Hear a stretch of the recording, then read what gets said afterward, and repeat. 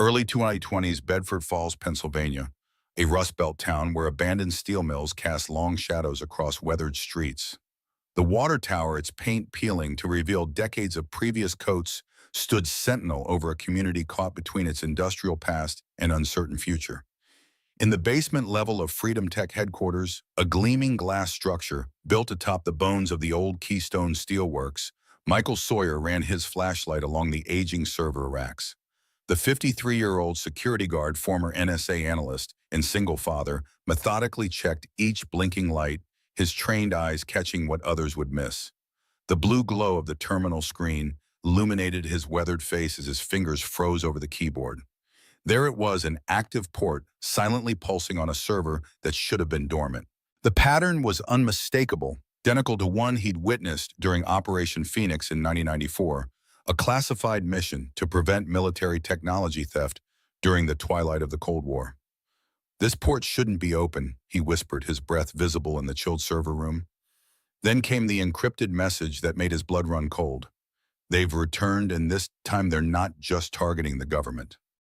Part 1: The Anomaly. The fluorescent lights of Freedom Tech's basement corridor flickered as Michael Sawyer completed his 2 a.m. patrol. Most security guards hated the graveyard shift in the sub-basements, but Michael preferred it. 4 floors below ground, where the modern tech company's foundation met the century-old bones of what was once America's third-largest steel mill, there was a certain honesty that appealed to him. Down here, beneath the polished conference rooms and sleek open workspaces, you could still see the riveted steel beams and rough-hewn limestone walls that had supported American industry through 2 world wars. Michael's flashlight beams swept across the original cornerstone still visible in one wall. Keystone Steelworks, 1908. The company that had employed his grandfather and thousands of other Bedford Falls residents had finally shuttered in 1991, another casualty of globalization. Now Freedom Tech occupied the renovated upper floors, leaving much of the substructure intact, a gleaming tech company built literally atop the industrial foundation that had preceded it. His radio crackled. "Base to Sawyer, all quiet up here. How's B4 looking?" Michael pressed the talk button. "Sawyer to base, just finishing the server check. Nothing unusual." He paused, then added, "Going to extend to B5 tonight. Some of the old motion sensors were triggering." "Roger that. Take your time. Nobody else down there but the ghosts of steelworkers past." Michael smiled faintly. The younger guards were superstitious about the lower levels. He clicked off his radio and continued his patrol, passing through the heavy fire door that separated the renovated server room from the largely untouched B5 level, the deepest basement once used for machinery that forged steel for Liberty ships during World War II. His flashlight beam caught the edge of something unusual. A network cable, new and blue, against the dusty concrete running along the floor and up into an ancient ventilation duct. Michael frowned. No modern equipment should be installed down here. This level wasn't even on the current building schematics provided to regular staff. He followed the cable to a small junction box mounted beside one of the original electrical panels. A small server node no larger than a bread box hummed quietly. A terminal screen showed active connections, outgoing data packets compressed and encrypted. Michael set down his flashlight and pulled out his personal notebook. Not the digital tablet Freedom Tech provided its security staff, but an actual paper notebook with a worn leather cover. He'd learned long ago not to trust digital records when something felt wrong.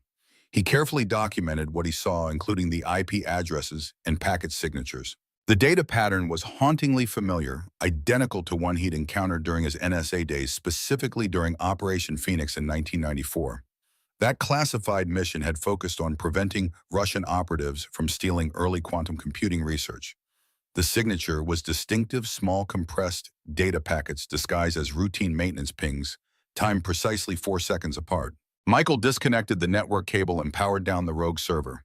In his security log, the official one that would be reviewed in the morning, he wrote only 2:14 a.m. Disconnected unauthorized hardware in B5 sector. Possible maintenance oversight. Server collected for IT review. In his personal notebook, he wrote considerably more. Dawn broke over Bedford Falls as Michael's shift ended.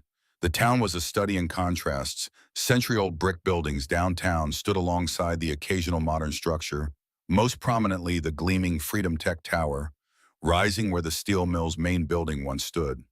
The company's arrival 15 years ago had brought jobs and some renewal to the struggling town, though many storefronts still remained empty windows covered with faded for lease signs. Michael drove his 10-year-old Ford pickup through the quiet streets past Joe's Diner, where the early shift workers were already gathering for breakfast, past the old Carnegie Library with its imposing stone columns, and finally to the modest apartment complex on Maple Street.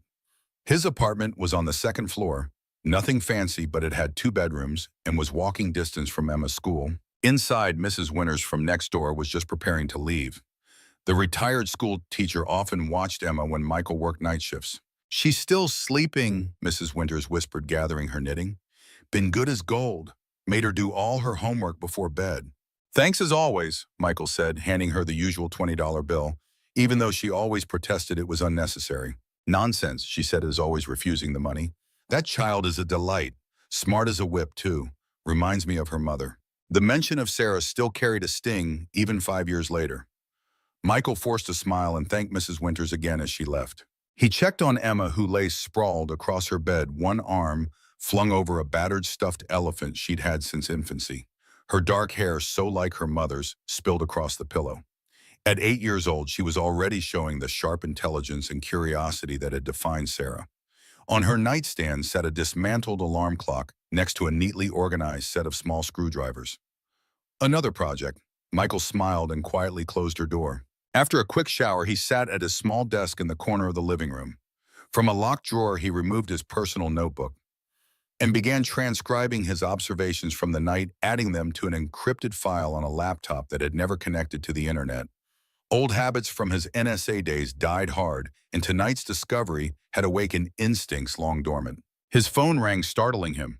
The caller ID showed Freedom Tech Security. "Sawyer," he answered. "Mr. Sawyer, this is Diane from Executive Administration. Ms. Morgan would like to see you in her office at 1 p.m. today." Michael frowned. Catherine Morgan was the CEO of Freedom Tech. In 3 years of employment, he'd seen her exactly twice, both times at company-wide meetings. "May I ask what this is regarding?" Ms. Morgan didn't specify. She simply requested your presence.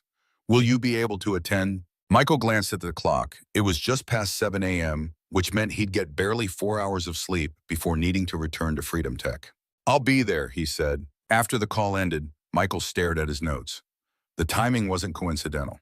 Someone had noticed his discovery already, which meant someone was watching the unauthorized server very closely.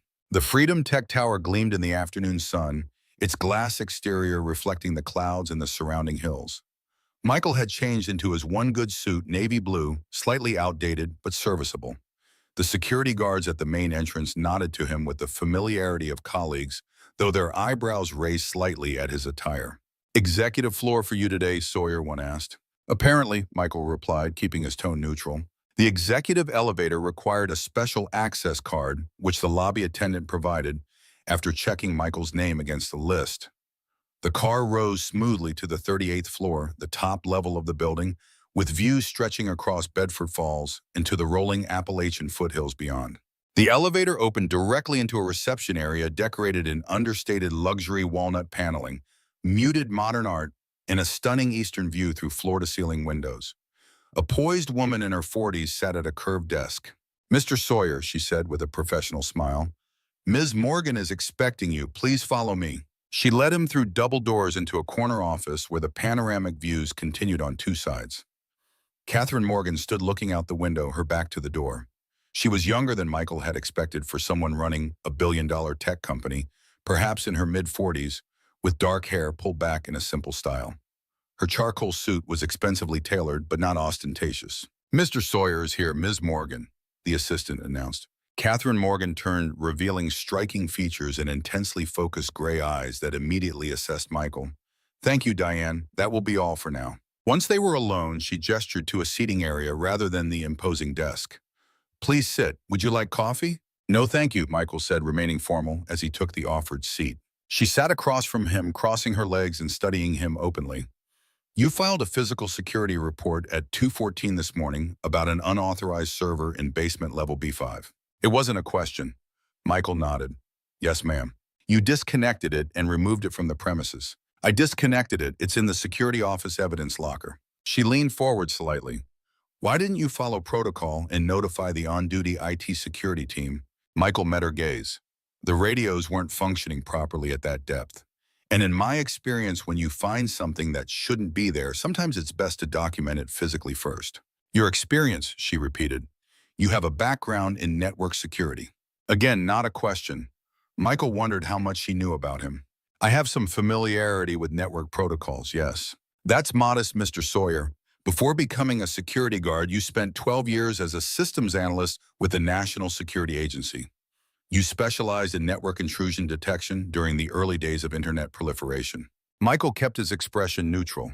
His NSA background wasn't secret, but neither was it something he discussed. The fact that she knew his specific role suggested she'd done more than glance at his employment application. That was a long time ago, he said. Not so long that you didn't recognize what you found last night. She opened a folder on the coffee table between them. Your security log entry was brief to the point of being cryptic. But you recognized something about that server, didn't you? Michael considered his words carefully. The data transmission pattern was familiar. It matched signatures I've encountered before associated with covert data exfiltration. You're saying we have a data breach? Her voice remained calm, but her eyes sharpened. I'm saying there was unauthorized data transmission occurring via hardware that shouldn't have been there using a pattern consistent with intentional concealment. Catherine Morgan studied him for a long moment. Most security guards would have reported a strange device and left the interpretation to others. I'm not most security guards. A hint of a smile touched her lips. Clearly, she closed the folder. The server you discovered has been taken to our cybersecurity lab. Initial examinations suggest it was transmitting compressed medical records data from our corporate insurance database. Michael frowned. Medical records? Yes. Employee health insurance information specifically. Our system contains detailed medical histories for all 200 Freedom Tech employees and their dependents. She paused. Including your daughter, Emma. The mention of his daughter sent a chill through Michael. Has there been any determination about what specific records were targeted? Not yet. The investigation is ongoing. She stood and walked to the window. I appreciate your thoroughness, Mr. Sawyer. Few would have noticed what you did, fewer still would have recognized its significance. Does that mean I'm not in trouble for operating outside protocol? She turned back to him. Let's just say I value results over procedure in certain circumstances. She returned to her seat. Tell me, in your professional opinion, what would be the purpose of extracting medical records data? Several possibilities, Michael said. Insurance fraud is the most common motivation using personal data to create false claims. Or identity theft on a larger scale. Medical records contain nearly everything needed to steal someone's identity. Catherine nodded. And if the target isn't financial gain? Michael hesitated. Then it becomes more concerning. Medical data can be used for blackmail, especially for individuals in sensitive positions. Or it could be preparation for more targeted attacks, knowing someone's medical vulnerabilities creates opportunities for harm. Like what happened at Riverside Memorial 5 years ago. Michael stiffened. Riverside Memorial was where Sarah had died, where a medication error had killed her after a routine procedure. An error that should never have happened given her clearly documented medical history. That was ruled an unfortunate systems failure, he said carefully. Yes, it was. Catherine Morgan's eyes held his. Just as the 6 similar incidents across 3 different hospital networks over the past decade were all ruled as isolated errors. Yet they all shared a common pattern: altered medical records leading to fatal treatment decisions. Michael's pulse quickened. You've been investigating this. Let's say I've been paying attention. She leaned forward. Mr. Sawyer, I believe what you discovered last night may be connected to something much larger than a simple data breach. I also believe you're uniquely qualified to help me understand exactly what we're dealing with. I'm a night shift security guard, Michael said. You're a former NSA analyst who specialized in exactly the kind of covert data operations we're seeing. You also have personal motivation to uncover the truth. She paused. Your wife's death wasn't a random error, Mr. Sawyer. I believe it was deliberate part of a pattern we're just beginning to understand. Michael felt a cold anger rising. If you have evidence of that, why come to me? Why not go to the FBI? Evidence is the problem. What we have are patterns, anomalies, statistical improbabilities, nothing that would convince federal authorities to open an investigation into what would appear to be a series of unrelated medical errors across different systems over many years. She handed him a thin file. This is what we know so far. I'd like you to review it and tell me if you see the same connections I do. Michael took the file but didn't open it. Why do you care about this? What's your stake? Catherine Morgan's expression changed subtly, revealing a glimpse of something personal beneath her professional demeanor. Freedom Tech began as my attempt to build a technology company that prioritized security and privacy. My father's company, Morgan Industries, was destroyed 20 years ago by corporate espionage and data theft. He died believing he had failed his employees and shareholders. She paused. I built Freedom Tech on the promise that we would never allow what happened to him to happen to others. If someone is now using my company's systems to harm people, I need to know, and I need to stop it. Michael nodded slowly. Her motivation rang true. I'll look at the file, but I work night shifts for a reason. My daughter needs me during the day. Of course. Review it on your own time. If you see something worth pursuing, we'll find a way to accommodate your schedule. She stood, signaling the end of the meeting. Thank you for your discretion, Mr. Sawyer. I appreciate your willingness to look into this matter. As Michael rode the elevator down from the executive floor, he finally opened the file. Inside were summary reports of medical record anomalies across multiple hospital systems, including Riverside Memorial, where Sarah had died. Patterns of data alteration, statistical analyses of error rates, and a timeline of incidents stretching back nearly 15 years. The last page contained something that made his breath catch: a list of recent Freedom Tech employees whose medical records showed evidence of tampering. The third name on the list, Emma Sawyer, age 8. Condition added: congenital heart murmur. Emma had no heart condition. She never had. That night after Emma was asleep, Michael sat at his small desk with Catherine Morgan's file spread before him alongside his own notes. The pattern was unmistakable once you knew what to look for: subtle modifications to medical histories, introducing conditions that wouldn't be immediately life-threatening, but would justify specific medications or treatments. In Sarah's case, her records had been modified to remove an antibiotic allergy, leading to her being administered a medication that triggered fatal anaphylaxis. The hospital investigation had concluded that her allergy had never been properly documented, a system error, not negligence. Now Emma's records showed a condition she didn't have. Why? What was the purpose? His phone rang, the screen showing unknown caller. It was nearly midnight. Hello, Michael answered cautiously. A digitally altered voice responded. You've seen too much already. I suggest you forget what you didn't understand, for your sake and your daughter's. The call disconnected. Michael sat motionless, the threat echoing in his mind. Then methodically he began to prepare. From a locked chest in his closet, he removed equipment he hadn't touched in years: encrypted communication devices, a handgun with ammunition, and a small kit containing various tools for physical and digital security. Someone was watching him, which meant they knew he had discovered the connection between the rogue server and the medical record alterations. They also knew about Emma, which made this personal in a way he couldn't ignore. He needed more information, and he knew exactly where to start. The old Sunoco station on the edge of town had seen better days. Its neon sign flickered intermittently, and only 2 of the 4 pumps still worked. But Joe Miller, the 61-year-old owner, preferred it that way. Fewer customers meant more time to pursue his real interests. Michael pulled his truck into the empty lot at 6 a.m. Inside the small convenience store, Joe was already behind the counter, a cup of coffee steaming beside an open laptop. Well, look what the cat dragged in, Joe said, peering over reading glasses. Been a while, Sawyer. Too long, Michael agreed, approaching the counter. Got time for a chat. Joe studied him for a moment, then nodded toward the back room. Coffee's fresh. In the cluttered back office, surrounded by old car parts and newer computer equipment, Joe locked the door and activated a signal jammer, an old habit from their shared past. NSA protocol in a gas station. Michael raised an eyebrow. Old habits. Joe poured coffee into a chipped mug and handed it to Michael. You've got that look, the one you had in '98 during the Serbian server breach. I need information, Joe, off the books. Joe leaned back in his creaking chair. Always did prefer the interesting conversations. What's the target?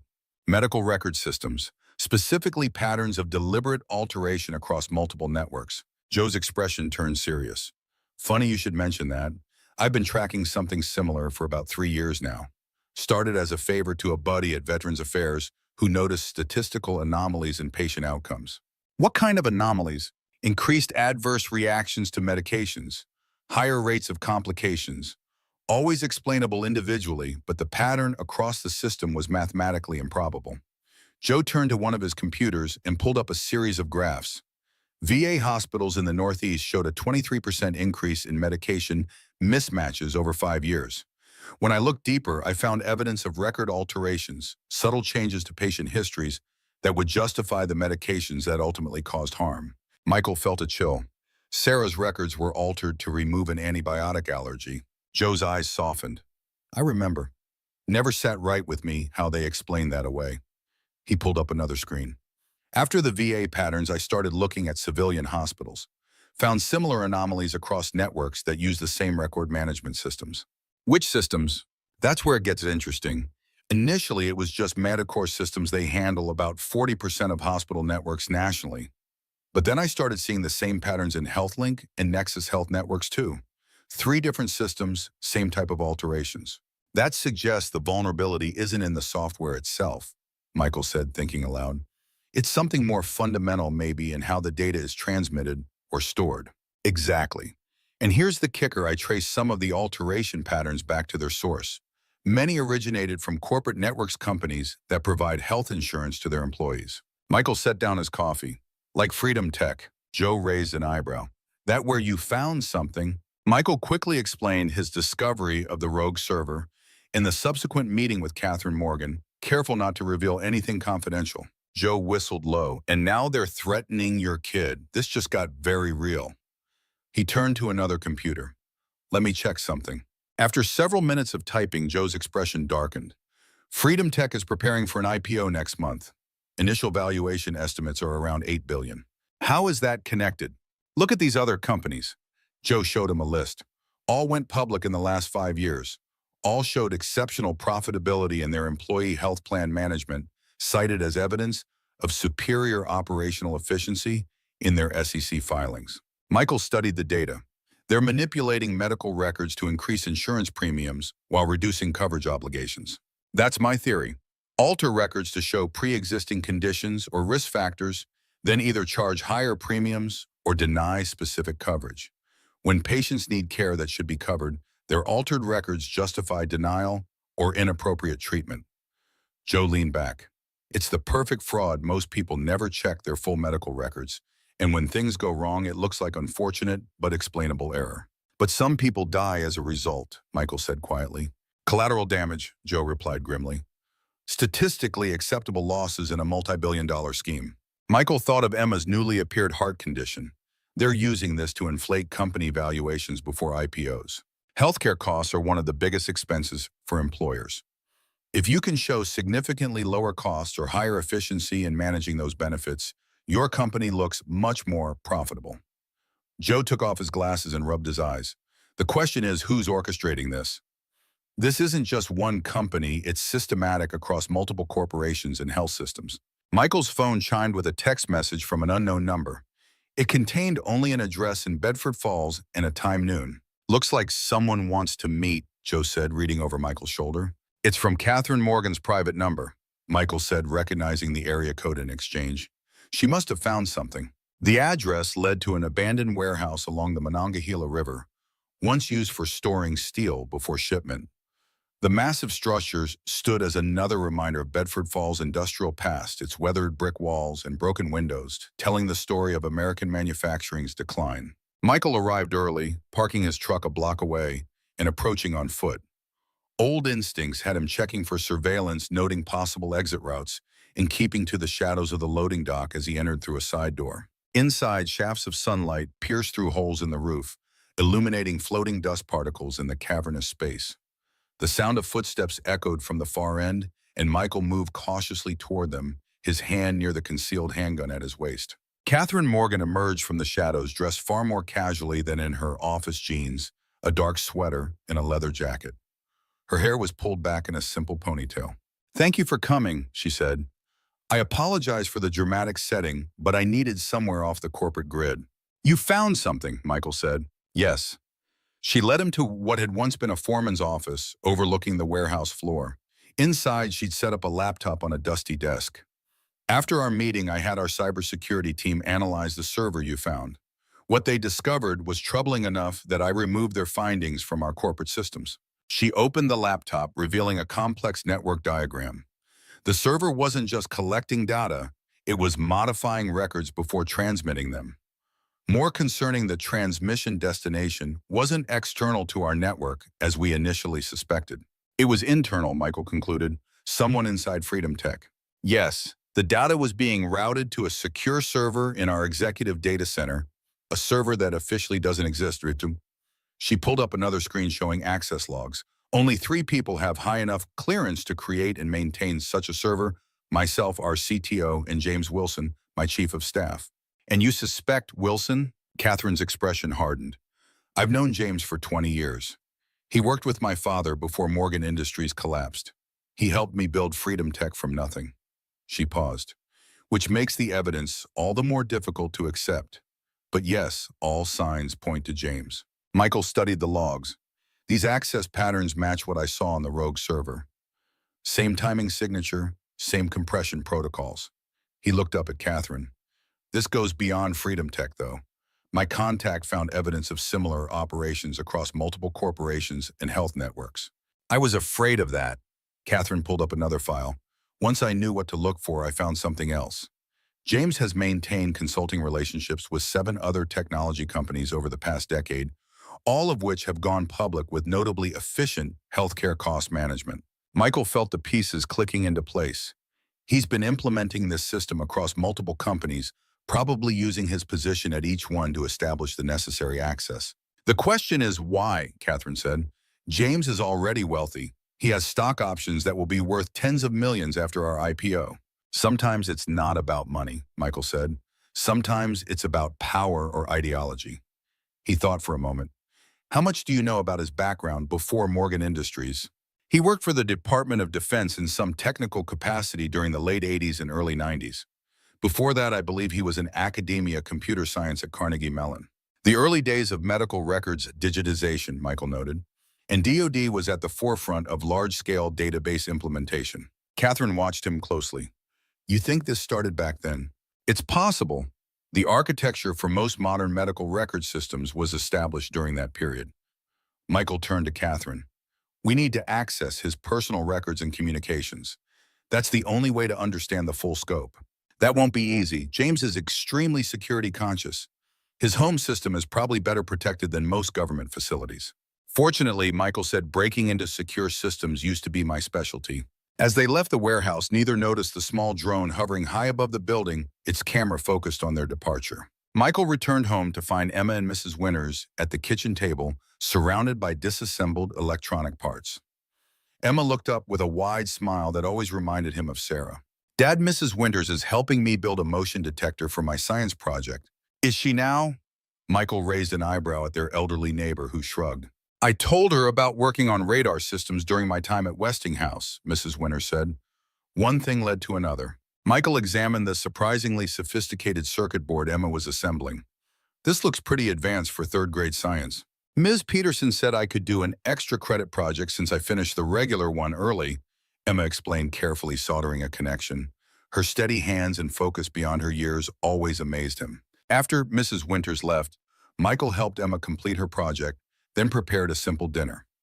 As they ate, he found himself studying his daughter more carefully than usual, looking for any sign of the heart condition that had been falsely added to her records. She was the picture of health, energetic, bright-eyed, with the boundless stamina only children possess. Why are you looking at me like that? Emma asked suddenly. Like what? Like you're worried about something. Her perceptiveness was another quality she'd inherited from her mother. Michael smiled. Just thinking how much you remind me of Mom sometimes. Emma's expression softened. Do you think she'd like my motion detector? She'd love it. She always said you had engineer hands. He reached across the table and squeezed her small fingers. Listen, Emma, I might need to work some unusual hours over the next few days. Mrs. Winters will stay with you when I can't be here. Is everything okay? The concern in her young voice made his heart ache. Everything's fine. I'm just helping someone with a special project. He kept his tone light. How would you feel about a sleepover at Lily's house tomorrow night? Emma's face lit up. Really, her mom said I could use their telescope. Then it's settled. I'll talk to Mrs. Chen in the morning. Later, after Emma was asleep, Michael received another text from Catherine. Records obtained. Meeting tomorrow, same location, 8 p.m. Michael replied simply, confirmed. He spent the next hour checking his equipment, reviewing old NSA protocols for covert operations, and backing up all his notes on secure drives hidden throughout the apartment. If something happened to him, he wanted to ensure the evidence would survive. Before going to bed, he paused at Emma's doorway, watching her sleep peacefully. The thought that someone had tampered with her medical records, potentially putting her at risk, filled him with a cold anger he hadn't felt since leaving the NSA. Back then, he'd operated within the constraints of law and protocol. Now, with his daughter's safety at stake, those constraints seemed far less important. Tomorrow, he would begin to unravel this conspiracy, and he would ensure that whoever had targeted his family would regret it deeply. The old warehouse looked different in the evening light, more ominous, the shadows deeper and more concealing. Michael arrived early again, conducting a thorough sweep of the perimeter before entering. This time he came armed with more than just his handgun. A small backpack contained surveillance equipment and digital tools he'd retrieved from his long-unused NSA go bag. Catherine arrived precisely at 8 p.m. carrying a secure laptop case. Her expression was grim. "I found something," she said without preamble. "Something worse than we imagined." Inside the foreman's office, she set up her laptop and activated a signal jammer similar to Joe's. "I accessed James's secure server earlier today. He was in Washington for meetings, which gave me a window of opportunity." She opened a series of files. "This is what I found, a program called Operation Clean Slate, active since 1908. Michael leaned closer to examine the documents. "These look like early DoD medical database protocols." "They are. From what I can gather, Operation Clean Slate began as a legitimate government program to standardize military medical records. But somewhere along the line, it evolved into something else." She opened another document, a memorandum dated 1994. This is where James enters the picture. He was brought in as a consultant to help transition the system to civilian use. Michael scanned the document, his unease growing. This mentions selective data management protocols for cost efficiency optimization. That's bureaucratic language for manipulating records to reduce costs. Exactly. And here's where it gets personal. Catherine pulled up another file, a database of what appeared to be targets. These are individuals whose records have been specifically modified. Most are employees of companies where James has worked or consulted. Michael scrolled through the list until he found what he feared: Sarah's name, with a notation. "Intervention successful, case closed." His blood ran cold. They killed her. It wasn't an error. They deliberately altered her records. Catherine's voice was gentle. "I'm so sorry, Michael." She hesitated, then added, "Emma's name was added 3 weeks ago with a status of pending." Michael's hands clenched into fists. "Why, what's the purpose?" "From what I can tell, it's multi-layered." Catherine pulled up financial analyses. The primary motivation appears to be financial. By systematically altering records to show pre-existing conditions or risk factors, they increase premiums while reducing insurance obligations to pay for treatments.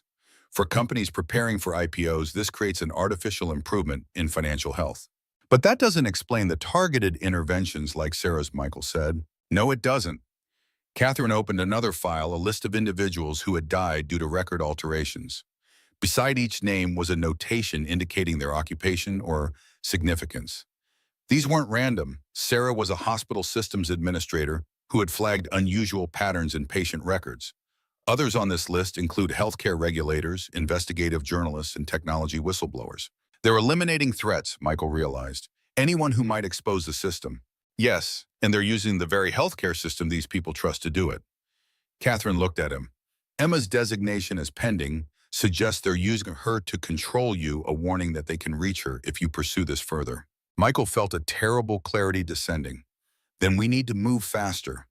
What else did you find on James's server? A network map. Catherine displayed a complex diagram showing connections between various healthcare systems, insurance companies, and corporations. Operation Clean Slate has infiltrated approximately 40% of the U.S. healthcare infrastructure. The access points are primarily through corporate benefit systems, companies like Freedom Tech, that self-insure their employees. Michael studied the map. This would require extraordinary access privileges across multiple systems. James couldn't do this alone. He isn't. Catherine opened a directory containing correspondence. He's part of a group former DoD contractors and healthcare executives who call themselves the Optimization Committee. They position themselves as healthcare efficiency consultants while implementing this system wherever they gain access. Do we have names, locations? James is clearly a key technical architect, but there are others in regulatory positions, hospital administration, and insurance leadership.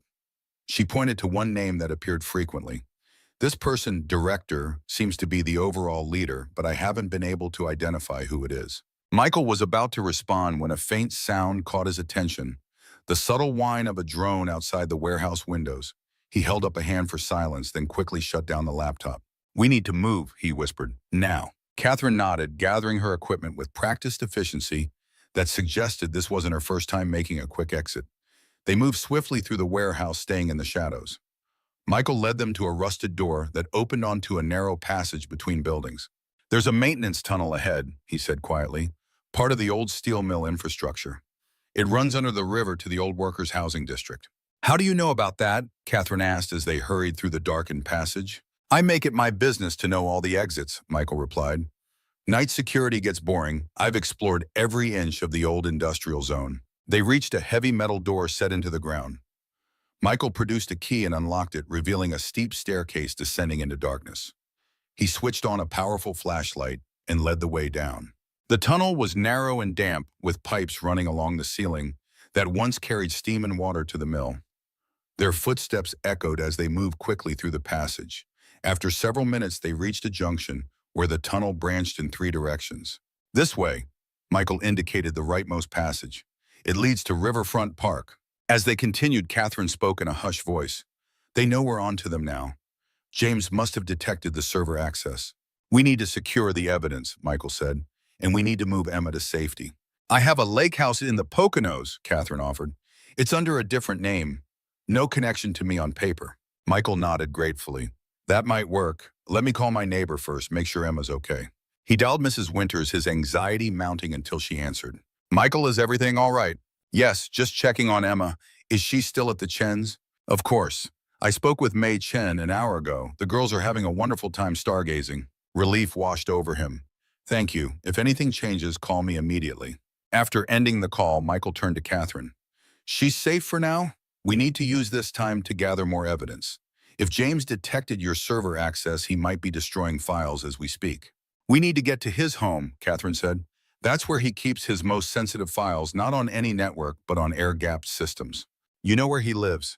"Yes, we've known each other for 20 years, remember? I've been to his house many times." A shadow crossed her face. "All those years, he was using my company, my trust, to further this operation. People with power often justify terrible things by believing they're serving a greater good," Michael said.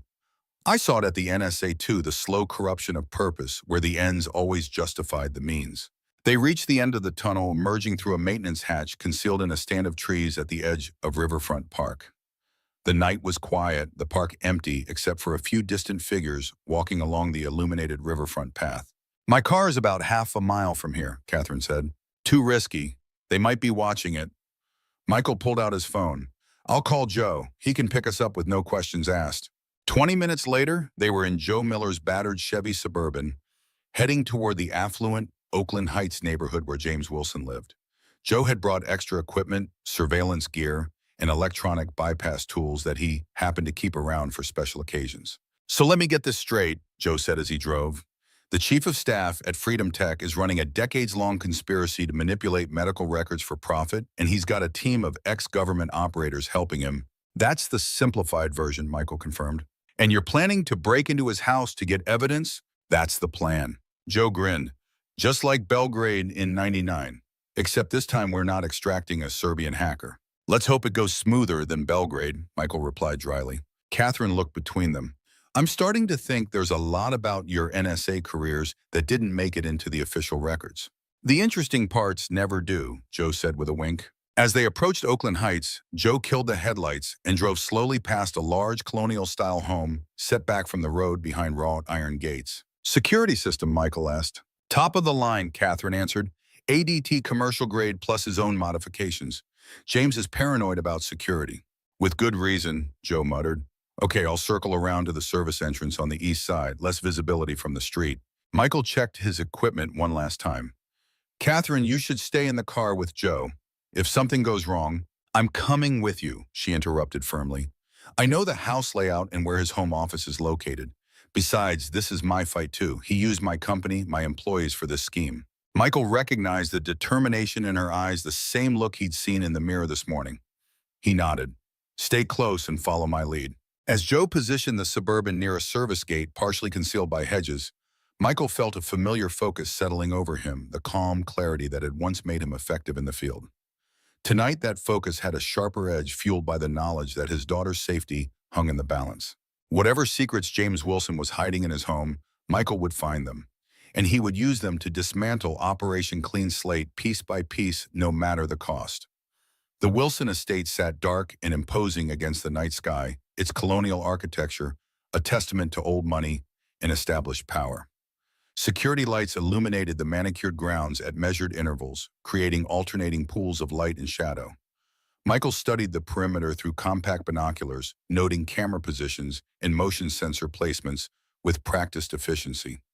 3 external cameras covering the rear approach, he murmured to Catherine. Motion sensors along the fence line, probably infrared beams crossing the main garden paths. The security system is partitioned, Catherine replied, her voice low. Main house grounds and his private wing, where the home office is located. Each can be armed independently. Joe passed them a tablet displaying the property's electrical grid. Power junction box is here. He pointed to a spot near the garage. Cut that and you trigger the backup generator, but there's a 3-second delay before it kicks in. 3 seconds is enough, Michael said, retrieving a small device from his backpack. This will create a power surge followed by a controlled outage. When the system resets, it'll inject our access code into the security panel. Catherine raised an eyebrow. That's not standard security guard equipment. No, Michael acknowledged with the ghost of a smile. It's not. They moved silently across the adjacent property using a neighbor's dense hedgerow for cover.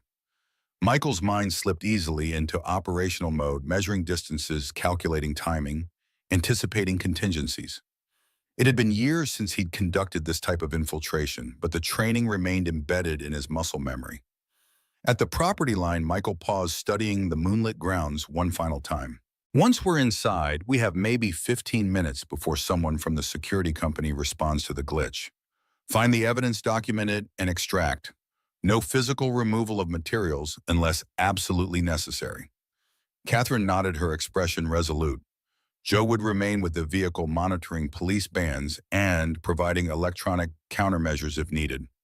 Michael moved first, crossing the open ground in a low crouch between security light sweeps. Catherine followed his path, precisely her movements, suggesting this wasn't her first covert operation either. They reached the power junction box without incident, where Michael attached his device to the main line. On my mark, he whispered into his comm unit. 3, 2, 1. The device activated with a soft hum. Throughout the property, lights flickered momentarily, then died completely. In the sudden darkness, Michael moved swiftly to the nearest access door, a side entrance to the kitchen. Catherine was close behind her, breathing controlled and steady. The lock yielded to Michael's electronic pick within seconds. As they slipped inside, emergency lights activated, casting a dim glow through the house. They moved efficiently through the kitchen and into a grand hallway lined with expensive artwork. Office is in the east wing, Catherine whispered, behind a biometric lock. Which won't work during a power disruption, Michael noted. Emergency override should default to a physical key. They navigated through the house with Catherine leading past rooms filled with antique furniture and display cases holding artifacts that belonged in museums. The home spoke of wealth accumulated over generations, not just from a successful tech career. The East Wing was separated from the main house by a gallery of historical maps.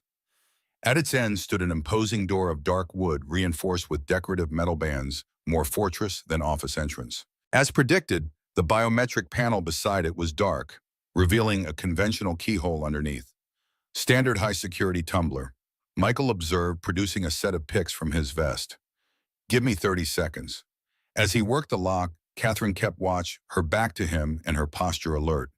The lock clicked open just as distant emergency generators hummed to life, restoring partial power to the house. We need to hurry, she urged. Inside, Wilson's office revealed a man obsessed with both history and technology. One wall held illuminated display cases containing vintage computing equipment, an original Apple II, vacuum tubes from early ENIAC machines, and what appeared to be components from military cryptography devices. The opposite wall showcased historical medical instruments arranged chronologically from Civil War-era surgical tools to early electronic monitoring equipment. The center of the room featured a massive desk with multiple monitor setups and a complex computer system. Michael went straight to it while Catherine examined a file cabinet against the far wall. "Systems locked," Michael said, connecting a small device to the computer's data port. "But this should bypass the initial security. We need to find his personal files, not the corporate materials." Catherine was already photographing documents with a specialized high-resolution camera. "These are consulting agreements with healthcare companies, 7 different hospital networks, all signed within months of adverse patient incidents." Michael's bypass worked, giving him access to Wilson's desktop. He navigated quickly through folder structures, scanning for relevant information. "Most of this is encrypted. Without the keys, we'd need weeks to crack it." "Try looking for physical media," Catherine suggested. "James is old school. He doesn't trust cloud storage for sensitive materials." Michael nodded, searching the desk drawers and surrounding shelves. In the bottom drawer, he found a locked metal case. The lock yielded easily to his picks, revealing a collection of external hard drives, each labeled with dates spanning the past 30 years. "Found something," he said, connecting one of the drives to his specialized tablet. "This might contain the evidence we need." As files began copying to his secured device, Michael examined the room more carefully. Something about the arrangement of Wilson's collectibles struck him as deliberate, not just displays of valuable items, but a chronicle of technological evolution with specific emphasis on data systems. Catherine joined him at the desk. "How much longer?" "2 minutes for the transfer. Then we need to—" A hidden door behind one of the display cases suddenly swung open, revealing a concealed room beyond. Both Michael and Catherine froze, hands instinctively moving toward weapons, but no one emerged. The door had opened automatically, perhaps triggered by their access to the computer system or a timed security protocol. "Hidden room," Michael whispered, approaching cautiously. "Could be a panic room or a secure storage area." "Or a trap," Catherine added, but followed nonetheless. Michael entered first, sweeping the space with practiced efficiency. What they found was neither panic room nor trap, but something far more unsettling. The hidden chamber was a perfectly preserved time capsule of early medical data systems. Vintage servers hummed softly along one wall, operational equipment from the 1980s and 90s meticulously maintained. Glass cases displayed early medical database designs, including architectural diagrams labeled DoD Health Protocol Initial Framework, 1988. "This is a museum," Catherine said softly, "of the birth of digital medical records." "Not just a museum," Michael replied, examining the active servers. "These are still running. Air-gapped from modern networks, but processing something." The center of the room featured a large wooden table covered with documents, photographs, and handwritten notes. Michael approached cautiously, scanning the materials. His breath caught when he saw a group photograph prominently displayed in a silver frame. "Catherine," he called quietly, "look at this." The photograph showed a much younger James Wilson standing among a group of men in front of a building labeled Los Alamos National Laboratory Computing Division. The date stamp read July 1976. "These were pioneers in database architecture," Michael explained, "early architects of systems that would eventually form the backbone of government and later civilian digital infrastructure." He pointed to faces in the photo. "I recognize some of these men from NSA historical archives. This one developed early healthcare database protocols for the military. This one created security systems for nuclear facilities." Catherine studied the image. "So James was part of the original team that built these systems. That explains his technical capability, but not his motivation." Michael's attention shifted to a leather-bound journal lying open on the table. The handwritten entries dated back to 1988, the same year Operation Clean Slate apparently began. He carefully photographed several pages, noting Wilson's increasingly disturbed perspective on healthcare. "The system is fundamentally broken.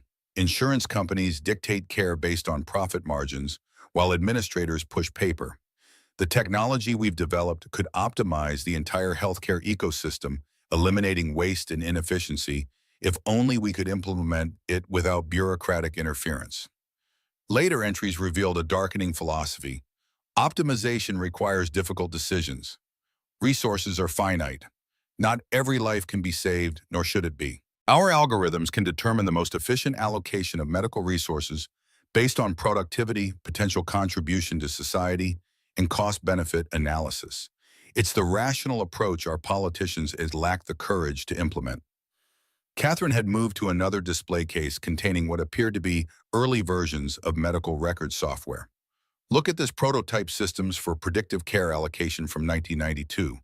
The documentation describes using diagnostic codes to determine treatment eligibility based on projected patient outcomes and cost thresholds. He was developing automated systems to decide who deserves treatment, Michael said grimly, playing God through algorithms. His tablet chimed softly, indicating the file transfer was complete. We've got what we came for. We need to move. As they prepared to leave, Michael noticed one final display case in the corner. Unlike the others showcasing technology, this one contained newspaper clippings and photographs, obituaries and hospital records for dozens of individuals. These are the interventions, he realized with growing horror. He's keeping trophies. Among the clippings, Sarah's obituary was prominently displayed alongside a hospital incident report marked Case Study Number 37, System Integrity Maintenance. Cold fury washed over Michael. He photographed everything, his hands steady despite the rage building inside him. He's not just doing this for money. He believes in it, believes he's creating a better system by eliminating people who might expose or oppose it. Catherine's face had gone pale. We need to take him down. All of them. They carefully exited the hidden room, ensuring everything appeared undisturbed. Michael disconnected his devices from Wilson's computer and relocked the metal case containing the hard drives. As they prepared to leave the office, headlights swept across the front grounds. Someone's here, Catherine whispered. Michael moved to the window, peering carefully through the curtains. A black SUV had pulled into the circular driveway, and two men in suits emerged, heading toward the front entrance. Security company response team, he assessed. We need another exit. Catherine led him to a side door off the office that opened onto a small, private garden enclosed by high hedges. They slipped out just as they heard the front door opening and voices in the main hallway. East perimeter 30 seconds, Michael murmured into his comm. Copy that, Joe's voice replied. Ready for extraction. They moved silently through the garden to a service gate partially concealed by ornamental shrubs. Beyond it, Joe waited with the engine running. They slipped into this vehicle and were moving before the doors fully closed, lights still off, as they followed service roads away from the estate. Success, Joe asked once they were safely clear. More than we expected, Michael replied, securing his tablet in a shielded case. Wilson's been involved in this since the beginning, one of the original architects of digital medical record systems. He's been exploiting vulnerabilities he designed into the infrastructure from the start. Jesus, Joe muttered, that's playing the long game. It's more than that, Catherine added. He believes he's creating a more efficient healthcare system by eliminating wasteful expenditures, including people who might interfere with his vision. Michael's phone vibrated with a text message from Mrs. Winters. Everything fine with Emma, girls having wonderful time with Telescope, staying overnight as planned. Relief washed over him, but it was temporary. If Wilson discovered the breach of his home office, Emma would be in even greater danger. We need a secure place to analyze what we found, Michael said. Somewhere off the grid. I know just the place, Joe replied, turning onto a country road heading out of Bedford Falls. 20 minutes later, they arrived at what appeared to be an abandoned gas station on a lonely stretch of rural highway. The faded sign read Miller's Auto and Gas, with most of the letters obscured by years of neglect. Behind the dilapidated building stood a nondescript metal shed. Welcome to my sanctuary, Joe said as he unlocked the heavy padlock. EMP shielded, signal-proof, and completely off any known grid. Inside revealed a surprisingly sophisticated setup, multiple computer stations, communications equipment, and even a small living area with cots and a kitchenette. The walls were lined with maps, technical diagrams, and photographs connected by red string, creating a physical manifestation of complex data relationships. You've been busy since retirement, Michael observed, taking in the elaborate intelligence operation his former colleague had established. Joe shrugged. Needed a hobby? Birdwatching didn't stick. They set up at the main workstation, connecting Michael's tablet to a secure system isolated from any network. As the files transferred, Catherine studied Joe's investigation boards. "You've been tracking similar patterns," she noted, examining a timeline of medical record anomalies across multiple hospital systems. "For about 3 years," Joe confirmed. "Started noticing statistical irregularities in VA hospital outcomes. Too many veterans dying from medication errors that all shared similar characteristics, then found the same patterns in civilian hospitals." He pointed to a cluster of photographs. "These folks all raised concerns about record discrepancies before suffering convenient medical emergencies." Michael focused on organizing the data they had retrieved from Wilson's systems. The files are structured chronologically, starting with something called Project Mercury in 1986 appears to be the precursor to Operation Clean Slate. Catherine joined him at the computer. "What was Project Mercury?" "A Defense Department initiative to standardize medical records across military branches," Michael explained, scanning documents. Wilson was a technical consultant brought in from Los Alamos. His specialization was database architecture for secure systems. He opened another folder containing internal memoranda.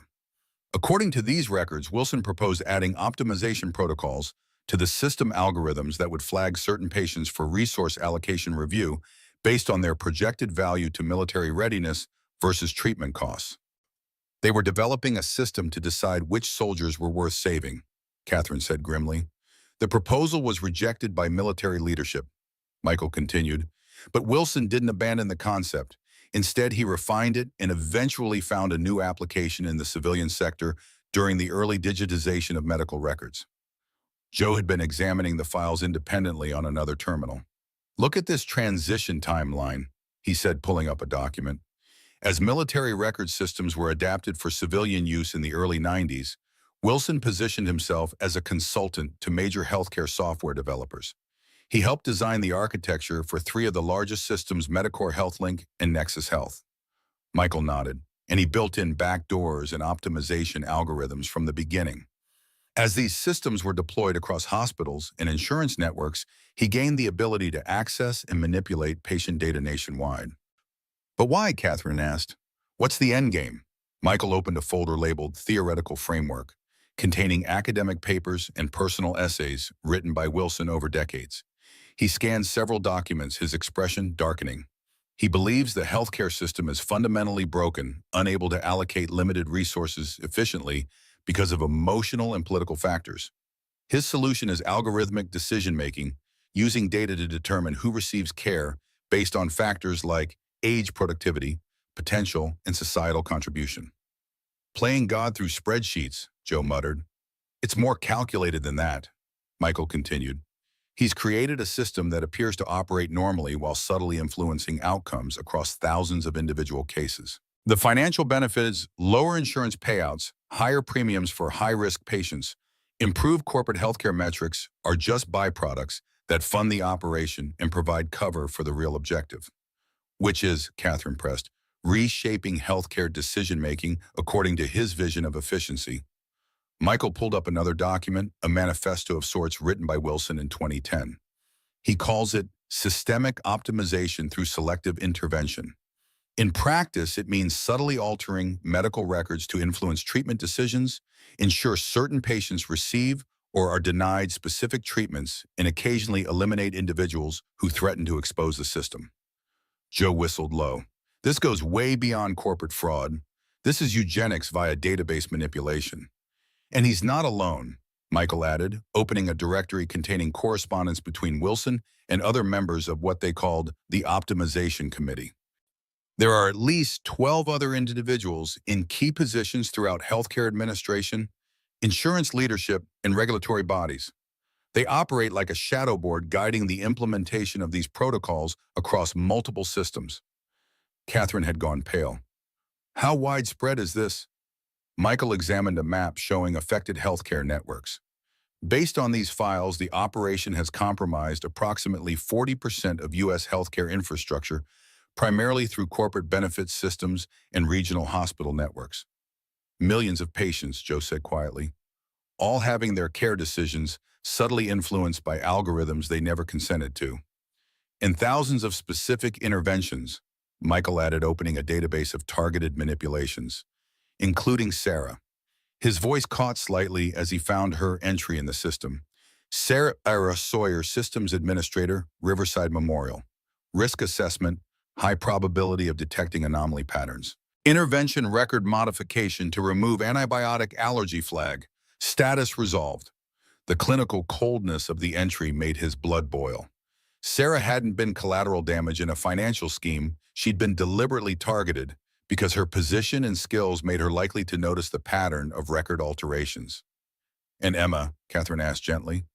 Michael found his daughter's entry, Emma Sawyer, minor dependent, risk assessment, none, status monitoring modification implemented as control measure for Michael Sawyer, designation pending. They altered her records as a warning to me, Michael said, his voice tight with controlled rage. They're monitoring whether I back off based on the implied threat. Joe placed a hand on his shoulder. We'll protect her, Mike, and we'll take these bastards down. Catherine had been examining financial records from the files. The money trail is complex but traceable. The operation generates revenue through consulting fees charged to corporations for healthcare cost optimization services. These companies see reduced insurance payouts and improved health benefit metrics, making them eager clients, especially before IPOs or major investment rounds. Freedom Tech was the latest target, Michael concluded. Catherine nodded grimly. Our IPO is scheduled for next month. James positioned us perfectly, showing exceptional healthcare cost management compared to industry standards, which significantly boosted our projected valuation. At the cost of your employees' actual healthcare, Joe Demo added, and potentially their lives, Michael said. If anyone in the company became suspicious, they could end up like Sarah. The weight of the conspiracy settled over them, the sheer scale and duration of Wilson's operation, making it seem almost untouchable. But Michael felt a cold clarity replacing his initial shock. This wasn't just about corporate fraud or even personal vengeance anymore. This was about dismantling a system that had corrupted the very infrastructure meant to heal and protect.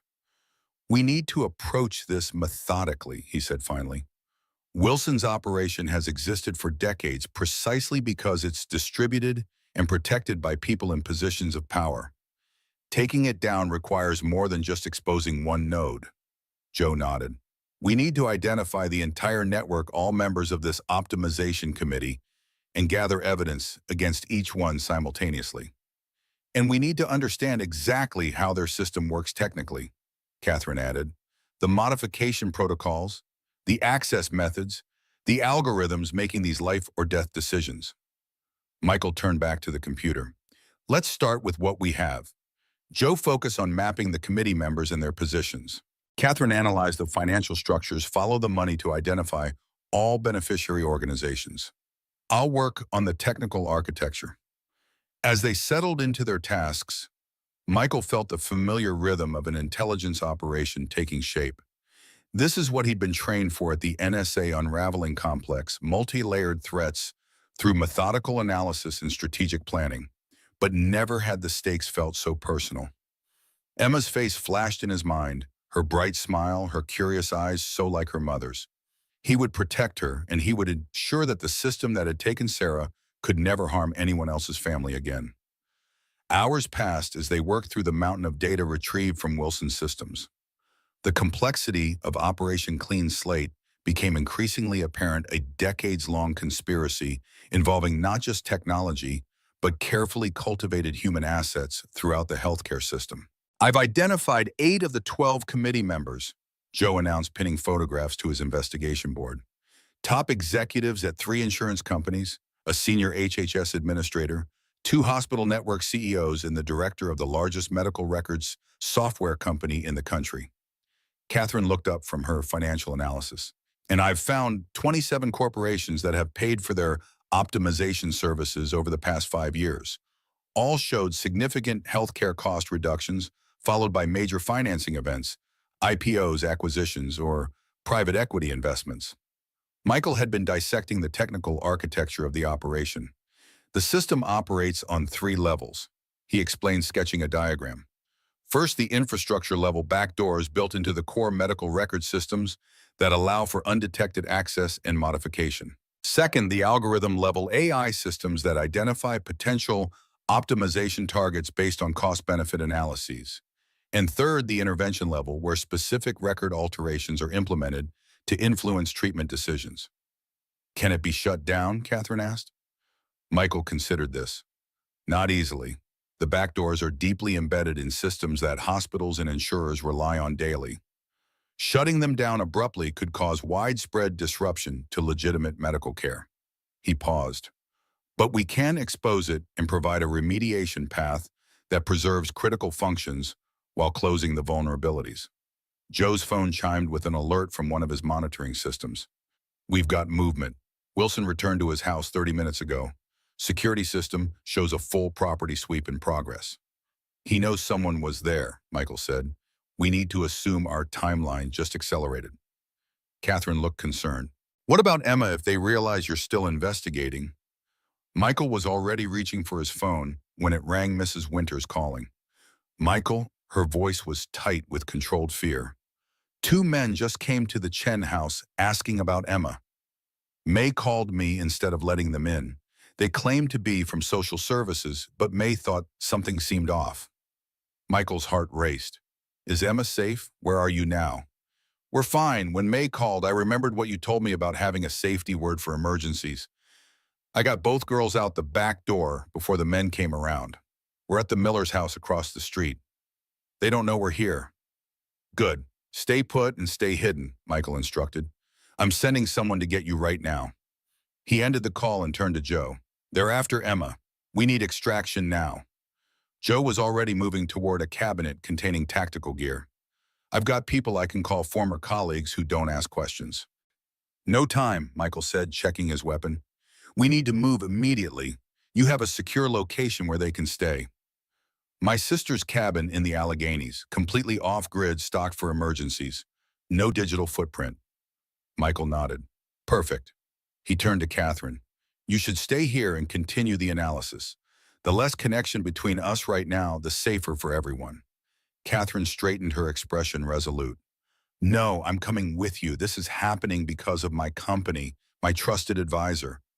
I won't hide while you face the consequences. Michael recognized the determination in her eyes and nodded.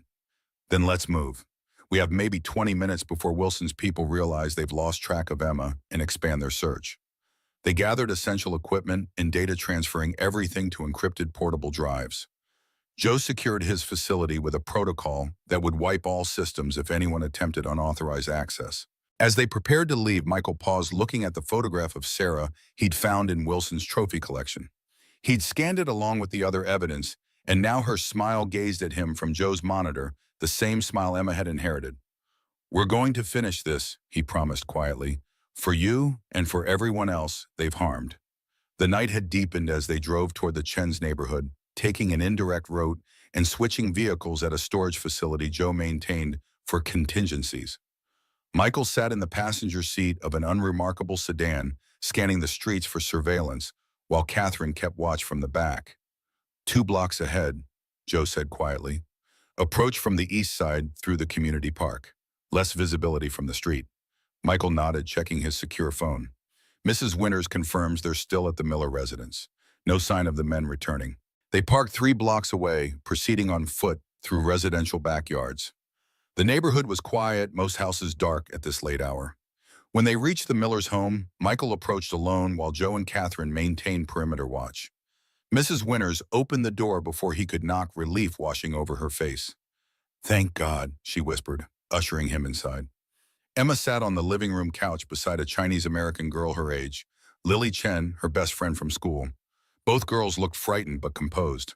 Emma jumped up when she saw Michael running into his arms. Dad, there were men looking for me. Mrs. Winters said they weren't really from social services. Michael held her tight, his heart pounding with relief and lingering fear. It's okay, sweetheart. You did exactly the right thing by staying with Mrs. Winters. He looked over at the elderly neighbor with profound gratitude. Thank you.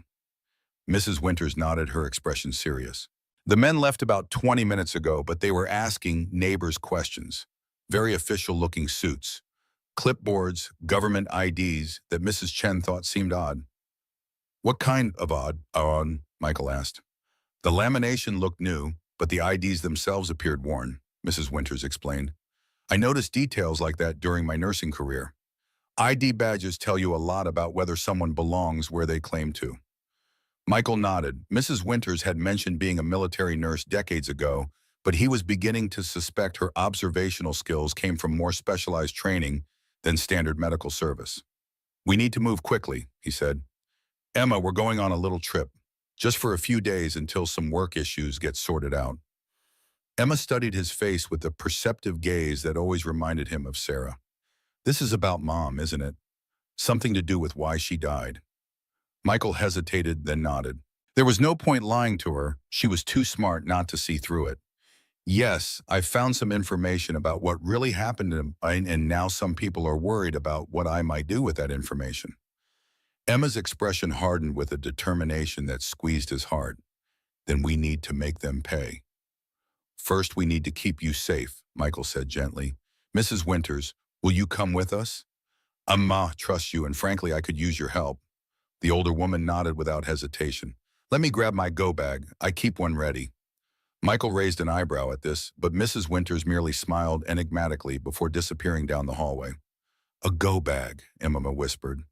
Mrs. Winters is way cooler than you said. I'm beginning to realize that, Michael agreed. 5 minutes later, they were moving through the community park toward their vehicle. Mrs. Winters kept pace easily despite her age, carrying a well-worn backpack and walking with the quiet efficiency of someone accustomed to covert movement. Joe and Catherine maintained protective positions ahead and behind, scanning for threats. They reached the car without incident and were soon heading out of Bedford Falls toward the Allegheny Mountains, taking back roads to avoid potential surveillance. Emma sat between Michael and Mrs. Winters in the back seat, her small hand gripping his tightly. Where are we going? She asked. Somewhere safe, Michael assured her. A place where we can figure out our next steps without worrying about those men finding us. Like a secret hideout, her voice carried a hint of excitement despite the circumstances. Exactly like that, Joe called from the driver's seat. My sister's cabin in the mountains. No internet, no cell service, no nosy neighbors. Just trees, a lake, and enough supplies to last a month if needed. Catherine turned from the passenger seat. It'll be like a mini vacation, Emma. I'm Catherine, by the way. I work with your dad. Emma studied her with that penetrating gaze. You're the boss lady from the big glass building. Dad says you're smarter than most of the engineers. Catherine smiled. Did he now? That's quite a compliment. As they drove deeper into the countryside, leaving the lights of Bedford Falls behind, Michael felt some of the immediate tension easing. Emma was safe, that was what mattered most. Now they could focus on dismantling Wilson's operation without the paralyzing fear of immediate threat to his daughter. Mrs. Winters gazed out the window at the passing landscape, her expression thoughtful. I haven't been to the mountains since '89. Operation Evergreen, that was. Different circumstances, but similar stakes. Michael looked at her with new understanding. You weren't just a military nurse, were you? She smiled faintly. Army Nurse Corps officially. Attached to Special Operations Medical Support unofficially. You learn to notice things in that line of work, like men with government IDs that don't quite match their cover stories. Why didn't you ever mention this? Michael asked. You never asked, she replied simply. Besides, most of what I did remains classified. Old habits die hard. She patted Emma's hand. But I've always kept an eye out for you two. Sarah would have wanted that. Michael stared at her. You knew Sarah, Mrs. Winters nodded. Not directly, but I was part of a network that monitored medical system anomalies after retiring. When patterns of accidents started appearing in hospital data, we began tracking cases. Sarah stood out. The irregularities were too precise to be coincidental. We, Michael pressed, former intelligence and medical professionals who noticed disturbing patterns in healthcare outcomes. We called ourselves the Sentinels, watching for signs of system manipulation. She gave Michael a significant look. We've been tracking something we called the protocol for over a decade. Sounds like your Operation Clean Slate might be the same thing. The pieces clicked into place in Michael's mind. That's why you moved into the apartment next to ours after Sarah died. Partly to watch over you both, she acknowledged, and partly to monitor whether they might target you next. When you started working at Freedom Tech, I was concerned their healthcare metrics showed the statistical anomalies we associated with protocol intervention. Why didn't you warn me? Michael asked, a hint of accusation in his voice. Would you have believed me? Mrs. Winters countered gently. A retired nurse spinning conspiracy theories about algorithmic healthcare manipulation, besides your NSA background, meant you were potentially under surveillance. Direct contact might have compromised both of us. Joe chuckled from the driver's seat. The old guard never really retires, do they? Just changes battlefields. Mrs. Winters smiled. Indeed, Mr. Miller. Some wars don't end with treaties or surrenders. They just go quiet for a while. The revelation that Mrs. Winters, his kindly neighbor who baked snickerdoodles and taught Emma to knit, was actually a former intelligence operative monitoring the same conspiracy he'd just uncovered was almost too much to process. Yet it also provided a strange comfort. They weren't alone in this fight. As the sedan climbed into the mountains following increasingly narrow roads through dense forest, Michael's mind raced with new possibilities. If Mrs. Winters' sentinels had been tracking Operation Clean Slate for years, they might have crucial information or resources that could help dismantle Wilson's network. The cabin appeared suddenly around a bend, a substantial log structure nestled against a hillside overlooking a small lake. Solar panels glinted on the south-facing roof, and a generator housing stood discreetly to one side. Despite its rustic appearance, Michael noted the subtle security features, motion sensors disguised as decorative elements, reinforced window frames, and multiple exit points. Home sweet home, Joe announced as they pulled up to the cabin, at least for the next few days. Inside the cabin was surprisingly well-appointed, comfortable furnishings, a modern kitchen, and what appeared to be a communications room behind a locked door. Joe quickly activated the security system, while Catherine helped Emma and Mrs. Winters settle into the living area. Satellite phone is operational, Joe reported. Limited but secure internet access through encrypted channels if absolutely necessary. Otherwise, we're completely off-grid. Michael nodded, feeling some tension release now that they were in a defensible location. We need to contact your Sentinel network, he said to Mrs. Winters. Compare what we've discovered with what they know. Already ahead of you, she replied, producing a specialized satellite phone from her go-bag. My check-in was due tomorrow anyway. Given the circumstances, they'll understand the early call. As Mrs. Winters made her secure call in another room, Michael sat with Emma on the cabin's porch, the mountain air cool and refreshing after the tension of their escape. Dad, Emma said quietly, are we in danger because you found out something about Mom's death? Michael considered how to explain the situation without terrifying her. Yes, but we're safe now. I discovered that what happened to Mom wasn't an accident. Some people have been changing medical records to make certain things happen. Emma's brow furrowed as she processed this. Like hacking, but for hospitals? Exactly like that, Michael confirmed, impressed by her quick understanding. And they've been doing it for a long time to a lot of people. And now we're going to stop them. Her eyes held the same determination he'd seen earlier. That's the plan, he assured her. We have help. Mrs. Winters and her friends have been watching these people for years. Catherine's company was almost used as part of their scheme. And Joe is a spy, Emma finished, like you used to be. Michael smiled despite himself. I wasn't exactly a spy, but yes, Joe and I used to work together, finding people who broke into computer systems they shouldn't have.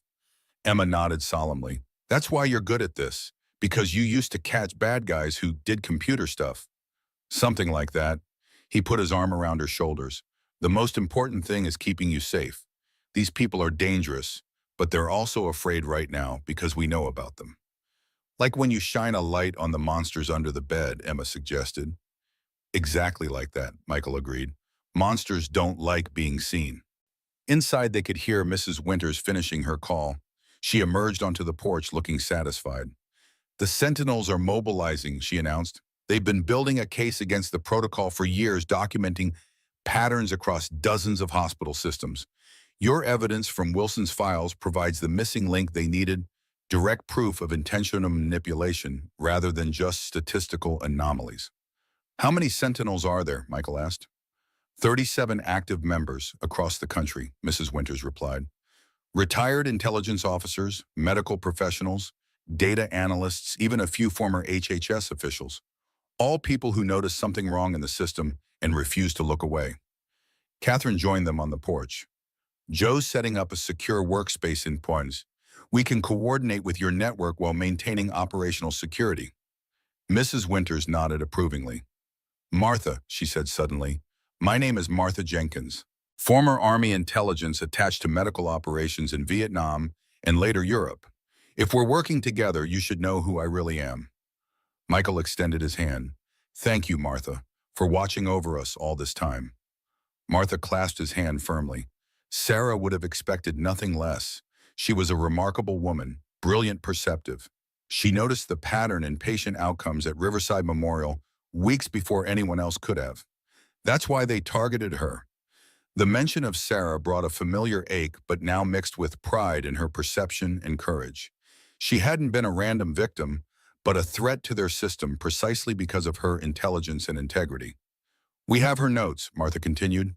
"She maintained a private journal of anomalies she'd observed, statistical discrepancies, unusual treatment outcomes, pattern deviations. After her death, one of our members retrieved it before it could be discovered. We've been building on her work ever since." "I'd like to see that journal," Michael said quietly. Martha nodded. "It's being digitized and sent via secure channel. Should arrive within the hour." As darkness settled over the mountains, they gathered in the cabin's main room. Joe had set up a comprehensive command center with encrypted communications equipment and multiple monitors displaying data from Wilson's files alongside information streaming in from the Sentinel network. "Martha's people have been busy," Joe commented, reviewing the incoming data. "They've documented 342 suspected protocol interventions across 47 hospital networks over the past decade. Pattern analysis shows clustering around major corporate financial events, IPOs, mergers, acquisitions." Catherine had been analyzing the corporate connections. It's not just healthcare manipulation for its own sake. They're using it to artificially inflate corporate valuations. By reducing healthcare expenditures through record manipulation, they make companies appear more profitable than they actually are. "Creating billions in artificial value," Michael added. But the financial aspect seems secondary to Wilson's ideological motivation. His journals suggest he genuinely believes he's optimizing healthcare through algorithmic decision-making, choosing who deserves treatment based on productivity and cost metrics. Emma had fallen asleep on the couch, exhausted from the night's events. Michael covered her with a blanket before rejoining the discussion. "We need to approach this strategically," he said. "Wilson and his committee have spent decades building this system. They have allies in healthcare administration, insurance leadership, and regulatory positions. A direct frontal assault would likely fail." Martha nodded. "The Sentinels have been gathering evidence precisely because we recognize the need for overwhelming proof before going public. These people are powerful enough to discredit individual accusations." "What about the technical infrastructure?" Joe asked. "Can we disable their system directly?" Michael shook his head. "Not without potentially disrupting legitimate healthcare operations. The backdoors and algorithms are deeply integrated into critical systems. Hospitals depend on these record systems functioning correctly for patient care. So we need a surgical approach," Catherine concluded. "Expose the conspiracy while providing a remediation path that preserves essential functions. And we need to neutralize the committee members simultaneously," Martha added. "If we move against one, the others will destroy evidence and activate contingency protocols." Michael studied the network map they'd assembled, showing connections between committee members, affected healthcare systems, and corporate clients. The operation was vast but not invulnerable. Every system had pressure points, critical nodes where precision intervention could cause cascading effects. "We need to focus on Wilson first," he decided. "He's the technical architect and the ideological center. If we can secure comprehensive evidence against him and turn him against the others, we might be able to unravel the entire network." "That won't be easy," Joe cautioned. "He's been running this operation for decades. He's careful, paranoid even. And now he knows someone accessed his files," Catherine added. "He'll be destroying evidence and activating security protocols." Michael nodded, considering their options. "That's why we need to move quickly. We have copies of his files, but we need more direct testimony linking him to specific interventions, financial records showing payment flows, communication with other committee members." "The Sentinels have been monitoring his communications for months," Martha revealed. "We've identified regular encrypted transmissions to multiple committee members, though we haven't been able to crack the encryption." Michael turned to Joe. "With the encryption patterns from his files, could you break their communication security?" Joe considered this. Possibly, if they're using a system he designed, knowing his methodology might provide the key we need. Then that's our next step, Michael decided. Break their secure communications while we gather additional evidence. Once we have enough to move against Wilson directly, we'll coordinate with trusted authorities for simultaneous action against all committee members. Catherine looked skeptical. Which authorities, if they have people in regulatory positions, who can we trust? I have a contact at the FBI's cyber division, Michael said. Someone I worked with during my NSA days. He's not part of the healthcare oversight structure, so less likely to be compromised. The Sentinels have verified clean contacts as well, Martha added. People we've vetted extensively who aren't connected to healthcare regulation. As they continued planning into the night, a secure transmission arrived containing Sarah's journal, her meticulous documentation of the anomalies she'd observed at Riverside Memorial. Michael read through her notes with a mixture of pride and renewed grief. Her analytical mind had identified the pattern weeks before anyone else could have, documenting subtle discrepancies in patient outcomes that pointed to systematic record manipulation. Her final entry, dated 3 days before her death, was particularly chilling. Pattern confirmed across multiple patients. Record alterations occurring between initial intake and treatment authorization. Source appears to be outside hospital system, but using authorized access protocols. Bringing findings to Dr. Weaver tomorrow. Weaver, the hospital's chief of medicine, appeared in Wilson's files as a regional implementation associate for Operation Clean Slate. Michael closed the journal, a cold certainty settling over him. Sarah had been systematically eliminated because she'd discovered their operation and was about to expose it to someone they'd already corrupted. Her death hadn't been a random targeting, but a direct response to the threat she posed. This confirmation hardened his resolve. Operation Clean Slate wasn't just a conspiracy to manipulate healthcare for profit. It was a system that murdered those who threatened to expose it, destroyed families, and violated the fundamental trust between patients and their healthcare providers. As dawn broke over the mountains, casting golden light across the cabin, Michael stepped onto the porch for a moment of quiet reflection. The path ahead was dangerous, but clearer than it had been days ago. With the combined resources of Catherine's corporate access, Joe's technical expertise, Martha's Sentinel network, and his own intelligence background, they had a fighting chance against Wilson's operation. More importantly, they had truth on their side, the documented evidence of decades of manipulation and harm. In his experience, even the most carefully constructed conspiracies ultimately crumbled when exposed to sufficient light. Emma joined him on the porch, rubbing sleep from her eyes. Are we going to be okay, Dad? Michael put his arm around her shoulders. Yes, sweetheart. We're going to be better than okay. We're going to make things right for Mom and for everyone else these people have hurt. She leaned against him, her small frame somehow conveying remarkable strength. Good. Mom would want us to fix it. Yes, Michael agreed, watching the sun illuminate the valley below. She absolutely would. Inside, the others were already at work, analyzing data and coordinating with the wider Sentinel network. The battle against Operation Clean Slate had truly begun, a battle not just for justice for Sarah, but for the integrity of a healthcare system that millions of Americans depended on daily. Wilson and his committee had spent decades building their shadow operation. Michael was determined it would take considerably less time to dismantle it. As Joe worked on breaking the encryption of Wilson's communications, Martha coordinated with the Sentinel network to gather additional evidence against committee members. Catherine used her corporate access to trace financial connections between Freedom Tech and Wilson's consulting entities, documenting the flow of funds that had financed part of the operation. Michael focused on building a comprehensive case against James Wilson, the technical architect and ideological center of Operation Clean Slate. The evidence they gathered painted a disturbing picture of a man who had systematically exploited his early role in designing healthcare database systems to implement a vision of optimized care that prioritized efficiency over humanity. By mid-morning, Joe had a breakthrough. Got it, he announced, pointing to his screen where decoded messages began appearing. Their encryption was sophisticated but predictable once I understood Wilson's methodology. He uses a variant of an old NSA protocol we both worked with in the 90s. The decrypted communications revealed an organization in crisis mode.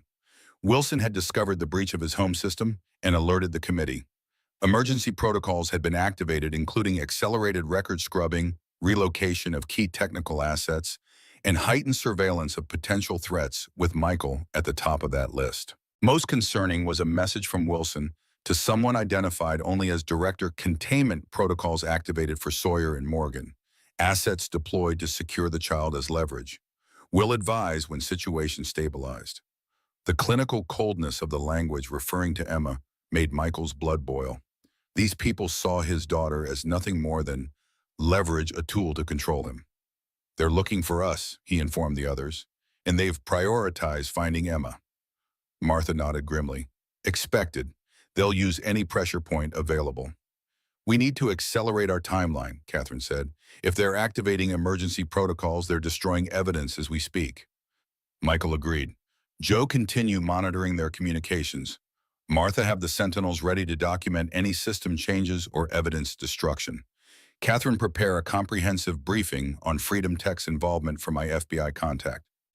He stepped away to make a secure call to Special Agent Robert Harrington at the FBI's Cyber Division, a former colleague from his NSA days, who had moved to federal law enforcement.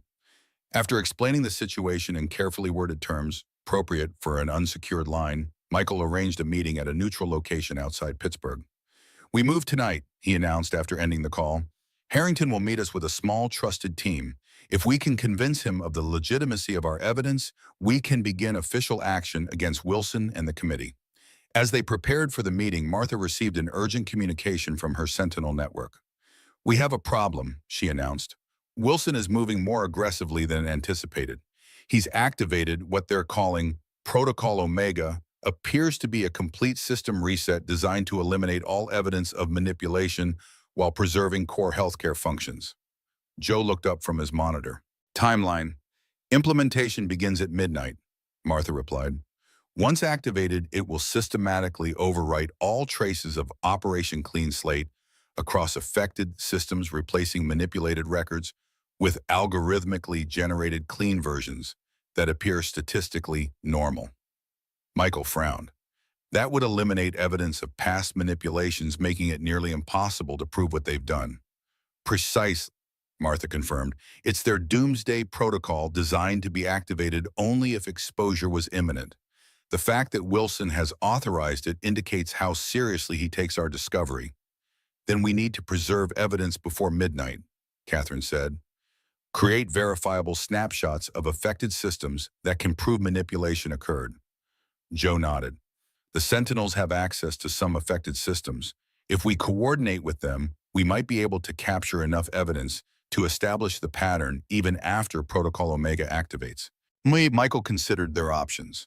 The midnight deadline dramatically compressed their timeline, but it also created an opportunity.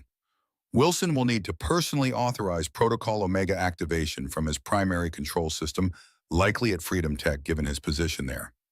So he'll be there tonight, Catherine concluded. Vulnerable. Exactly, Michael confirmed. If we can capture him in the act of initiating Protocol Omega, we'd have irrefutable evidence of his direct involvement. It's risky, Joe cautioned. Freedom Tech security will be on high alert after the breach at his home. Which is why we need a legitimate reason to be there, Michael said, turning to Catherine. As CEO, you can authorize a late-night security audit giving us access to the building. Catherine nodded slowly. I can do that, but Wilson will be suspicious if he learns I'm on site. He won't know until it's too late, Michael assured her. We'll enter through the maintenance tunnels beneath the old steel mill section. I mapped them during my security patrols. They connect directly to the sub-basements where I found the original rogue server. The plan took shape quickly. Catherine would remotely authorize a security audit while remaining at the cabin with Emma. Michael, Joe, and Martha would infiltrate Freedom Tech through the maintenance tunnels, locate Wilson, and document his activation of Protocol Omega. Simultaneously, Martha's Sentinel network would capture evidence from affected healthcare systems before the midnight reset. FBI agent Harrington agreed to position his team near Freedom Tech, ready to move once they had actionable evidence of Wilson initiating the protocol. As evening approached, Michael prepared for the operation, checking equipment and reviewing building schematics. Emma watched him from the cabin's living room, her expression solemn. You're going after the bad guys tonight, she said. It wasn't a question. Michael nodded, sitting beside her on the couch. Yes, we need to stop them before they can hide what they've done. Emma considered this, like Mom was trying to do. Exactly like that, Michael confirmed, his throat tightening. Your mom noticed something wrong and tried to fix it. Now we're going to finish what she started. Emma wrapped her arms around him in a fierce hug. Be careful. Promise. I promise, he whispered, holding her close. Catherine will stay with you. I'll be back before you know it. As darkness fell over the mountains, Michael, Joe, and Martha prepared to depart. Catherine had remotely scheduled the security audit and provided them with executive access credentials that would override standard security protocols. Remember, Michael said as they loaded gear into Joe's SUV, our primary objective is documenting Wilson's activation of Protocol Omega. Once we have that evidence, Harrington's team moves in. No heroics, no confrontations unless absolutely necessary. Martha checked her secure communications equipment. The Sentinel network is positioned across 17 key hospital systems. They'll begin evidence capture at 11:30 p.m. just before the projected Protocol Omega activation. Joe started the engine. Let's end this thing. For Sarah, for Emma, and for everyone else these bastards have harmed. As they drove down the mountain toward Bedford Falls, Michael felt a strange calm settling over him.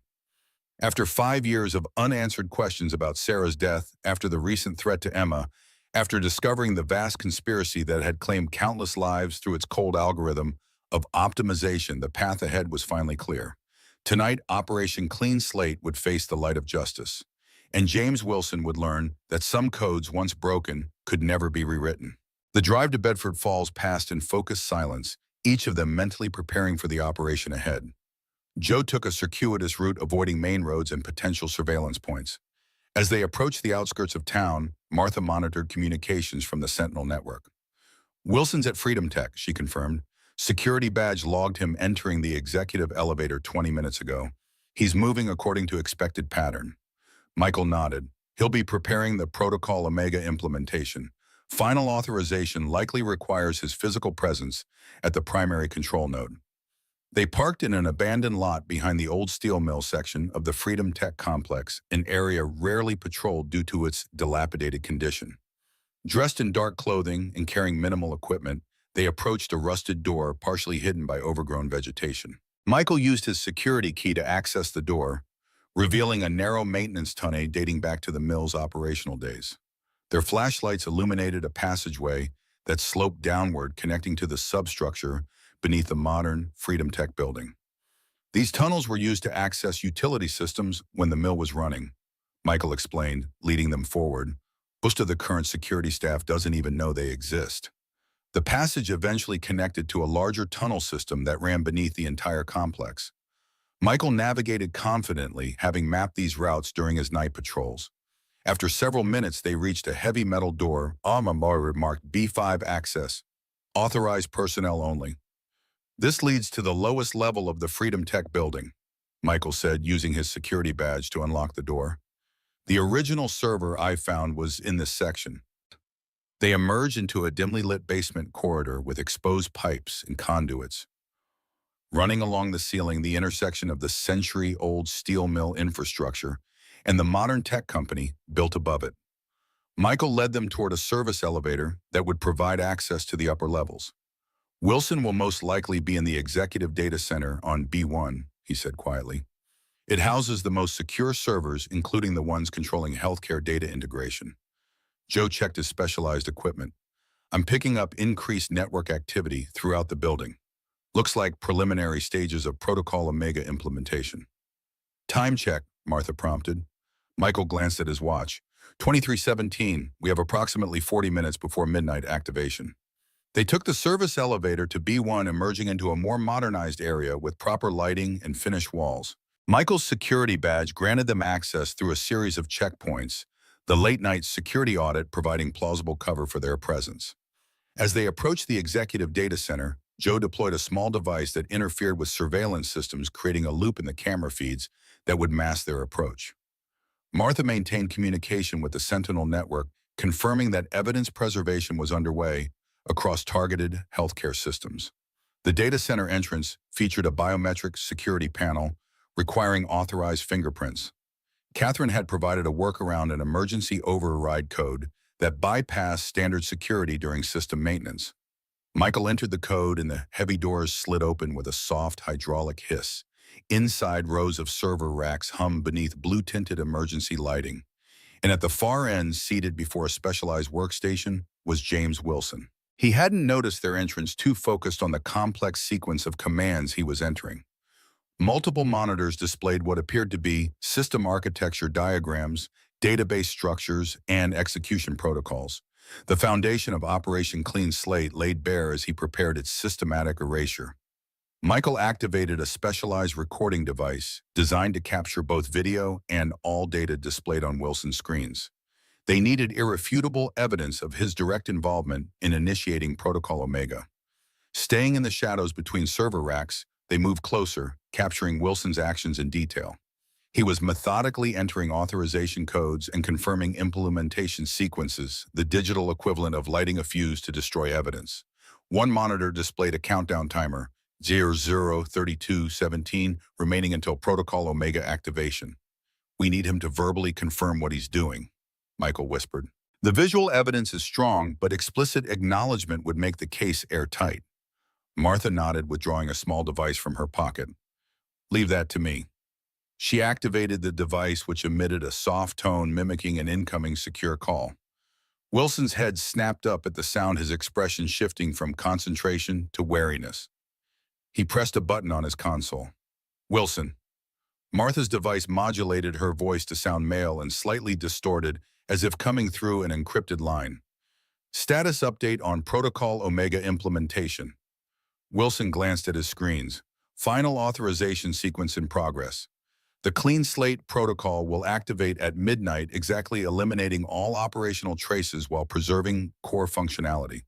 25 years of work gone without a trace." "Collateral assessment," Martha's disguised voice prompted. "Minimal. The protocol is designed to preserve legitimate patient data while eliminating our optimization frameworks. Some statistical anomalies may be detectable afterward, but nothing that would provide actionable evidence of systematic intervention." Wilson sounded almost proud of the technical elegance. "The beauty is in its selectivity. It removes our fingerprints without disrupting the systems patients depend on." "And the Sawyer situation?" Wilson's expression hardened. "Still pending. Assets lost track of the child, but we have surveillance on known associates. Once Protocol Omega completes cleanup of loose ends will be prioritized." The casual way he referenced cleanup of Michael's family sent a chill through the room. Martha deactivated the device, having obtained the verbal confirmation they needed. Michael nodded to Joe, who sent a prearranged signal to FBI agent Harrington. "Evidence secured. Proceed." Now they needed to ensure Wilson remained in place until Harrington's team arrived. Michael stepped forward from the shadows, moving into Wilson's line of sight. The older man froze, his fingers hovering over the keyboard. "Sawyer," he said, recognition and calculation flashing across his face. "I should have known. You always were too observant for your own good." "It's over, Wilson," Michael said calmly. "We have everything, your files, your communications with the committee, and now direct evidence of Protocol Omega implementation. Federal agents are on their way." Wilson's lips curved in a thin smile. "An impressive effort, but you have no idea what you're interfering with." He gestured to the screens. "This isn't about money or power. It's about rationality in a system drowning in inefficiency. Do you know how many lives could be saved if healthcare resources were allocated based on objective metrics rather than emotional appeals or political pressure?" "I know exactly how many lives your optimization has cost," Michael replied, his voice hardening, "including my wife's." Wilson didn't deny it. Individual losses are statistically inevitable in system-wide improvement. Sarah was unfortunate collateral damage in a necessary evolution. Michael's hands clenched, but he maintained his composure. "You don't get to decide whose lives are expendable." "Someone has to," Wilson insisted. "Healthcare resources are finite. Without rational allocation, we waste billions treating those with minimal recovery potential while preventable conditions go unaddressed." His expression turned almost evangelical. "Our algorithms make the hard choices that human doctors and administrators won't, prioritizing those with the greatest productive potential while minimizing resources spent on lost causes." Joe had positioned himself to block the data center's exit. And who defined productive potential? Who decided which lives were worth saving? Data did, Wilson replied simply. Objective, emotionless analysis of thousands of variables, age condition, recovery, probability, societal contribution metrics. No human bias, no political interference, just pure statistical optimization. Martha emerged from the shadows, her expression cold. You're describing eugenics via algorithm, Mr. Wilson, dressed up in technical language, but fundamentally the same philosophy that has justified atrocities throughout history. Wilson studied her with newfound wariness. You're one of them, the Sentinels. He almost sounded impressed. We knew someone was watching documenting anomalies, but we could never identify your network. Because unlike you, Martha replied, we understand the value of human judgment over algorithmic certainty. Your system fails because it reduces people to data points, ignoring the immeasurable value of each life. Wilson shook his head dismissively. Sentimentality is a luxury the healthcare system cannot afford. Without intervention, costs will continue to spiral while outcomes deteriorate.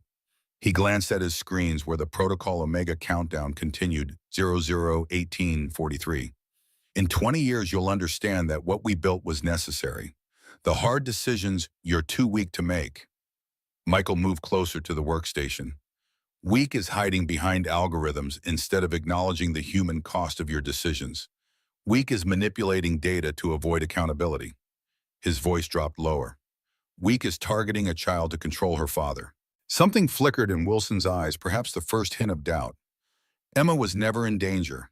The record modifications were meant as a warning, nothing more. Tell that to Sarah, Michael replied coldly. Her warning killed her. Wilson's gaze shifted to his monitors where a security alert had appeared. Your federal friends have entered the building, he observed. Impressive response time. Justice moves quickly when the evidence is clear, Joe commented. Wilson's expression hardened with resolve. He reached for his keyboard, fingers flying across it in a desperate attempt to accelerate Protocol Omega activation before Harrington's team could reach them. Michael moved swiftly, pulling Wilson away from the workstation. It's over. Don't make this worse. You have no idea what you're preventing, Wilson hissed, struggling against Michael's grip. The system will collapse without rational intervention. Costs will explode, resources will be squandered, lives that could be saved will be lost to inefficiency. That's not your decision to make, Michael said firmly. The system needs reform, not manipulation, not murder disguised as optimization. The data center doors slid open, revealing Agent Harrington and 3 armed FBI agents in tactical gear. James Wilson, Harrington announced formally, you're under arrest for conspiracy, fraud, unauthorized computer access, and multiple counts of homicide through healthcare system manipulation. As the agents secured Wilson, Michael stepped back, a weight lifting from his shoulders. 5 years after Sarah's death, justice was finally within reach. The system that had taken her life, that had threatened Emma's, was being exposed to the light. Wilson maintained his composure as he was handcuffed, his expression more resigned than defeated. You think this ends with me, he said to Michael. But the committee has contingencies you can't imagine. The director won't allow decades of work to be dismantled so easily. We'll find them, Michael promised. Every last member of your committee, every doctor, administrator, and executive who participated in your optimization scheme. This doesn't end until all of you answer for what you've done. Harrington approached Michael as Wilson was led away. We've got teams moving against 4 other committee members based on your evidence. The Sentinel Network's data has been invaluable in identifying targets and preserving evidence before this Protocol Omega could activate. Martha joined them, her secure communication device displaying updates from the Sentinel Network. 17 healthcare systems have been secured with evidence preserved. Technical teams are already working to identify and close the back doors Wilson's group implemented. Joe had taken over Wilson's workstation, his fingers flying across the keyboard. I'm redirecting Protocol Omega to preserve rather than destroy evidence. It'll take some time to untangle completely, but we've prevented the wholesale erasure they planned. Michael nodded, a sense of accomplishment washing over him. What about the director? Wilson mentioned someone above him coordinating the committee. We're working on that, Harrington assured him. The evidence from Wilson's systems and communications should lead us to them. No one's untouchable, no matter how well insulated they think they are. As they left the data center, Michael sent a secure message to Catherine at the cabin. Wilson in custody. Protocol Omega prevented. Emma remains safe. Her reply came moments later. Emma says to tell you she's proud of you. So am I. The simple message brought unexpected tears to Michael's eyes. After years of carrying the weight of Sarah's unexplained death, of raising Emma alone, while haunted by unanswered questions, a path toward resolution was finally opening before him. Outside Freedom Tech, the night was giving way to the first hints of dawn, a fitting symbolism for the darkness being dispelled. As federal agents secured the building and technical teams began the complex process of documenting Wilson's systems, Michael stood in the cool morning air, watching the stars fade from the lightning sky. Martha joined him, her mission finally revealed after years of quiet vigilance. Sarah would be proud, she said softly, not just of what you've done tonight, but of the father you've been to Emma through all of this. Michael nodded, unable to speak, past the emotion tightening his throat. The Sentinels will continue working with federal authorities to dismantle the remaining Operation Clean Slate infrastructure, Martha continued. There's still much to be done identifying all affected patients, correcting manipulated records, implementing safeguards against similar vulnerabilities. I want to help, Michael said, finding his voice. This can't happen again. The systems people trust with their lives can't be vulnerable to this kind of manipulation. Martha smiled. I was hoping you'd say that. We could use someone with your background. She paused. But first go be with your daughter. She's waited long enough for answers about her mother. Michael nodded gratefully. As they prepared to return to the cabin, his phone chimed with another message from Catherine. Emma's waiting up for you. She says she knew you'd win because the good guys always do. Despite everything they'd witnessed, the cold calculation of Wilson's operation, the lives lost to algorithmic optimization, the corruption of systems meant to heal and protect Emma's simple faith in justice, reminded Michael of what they'd been fighting for all along.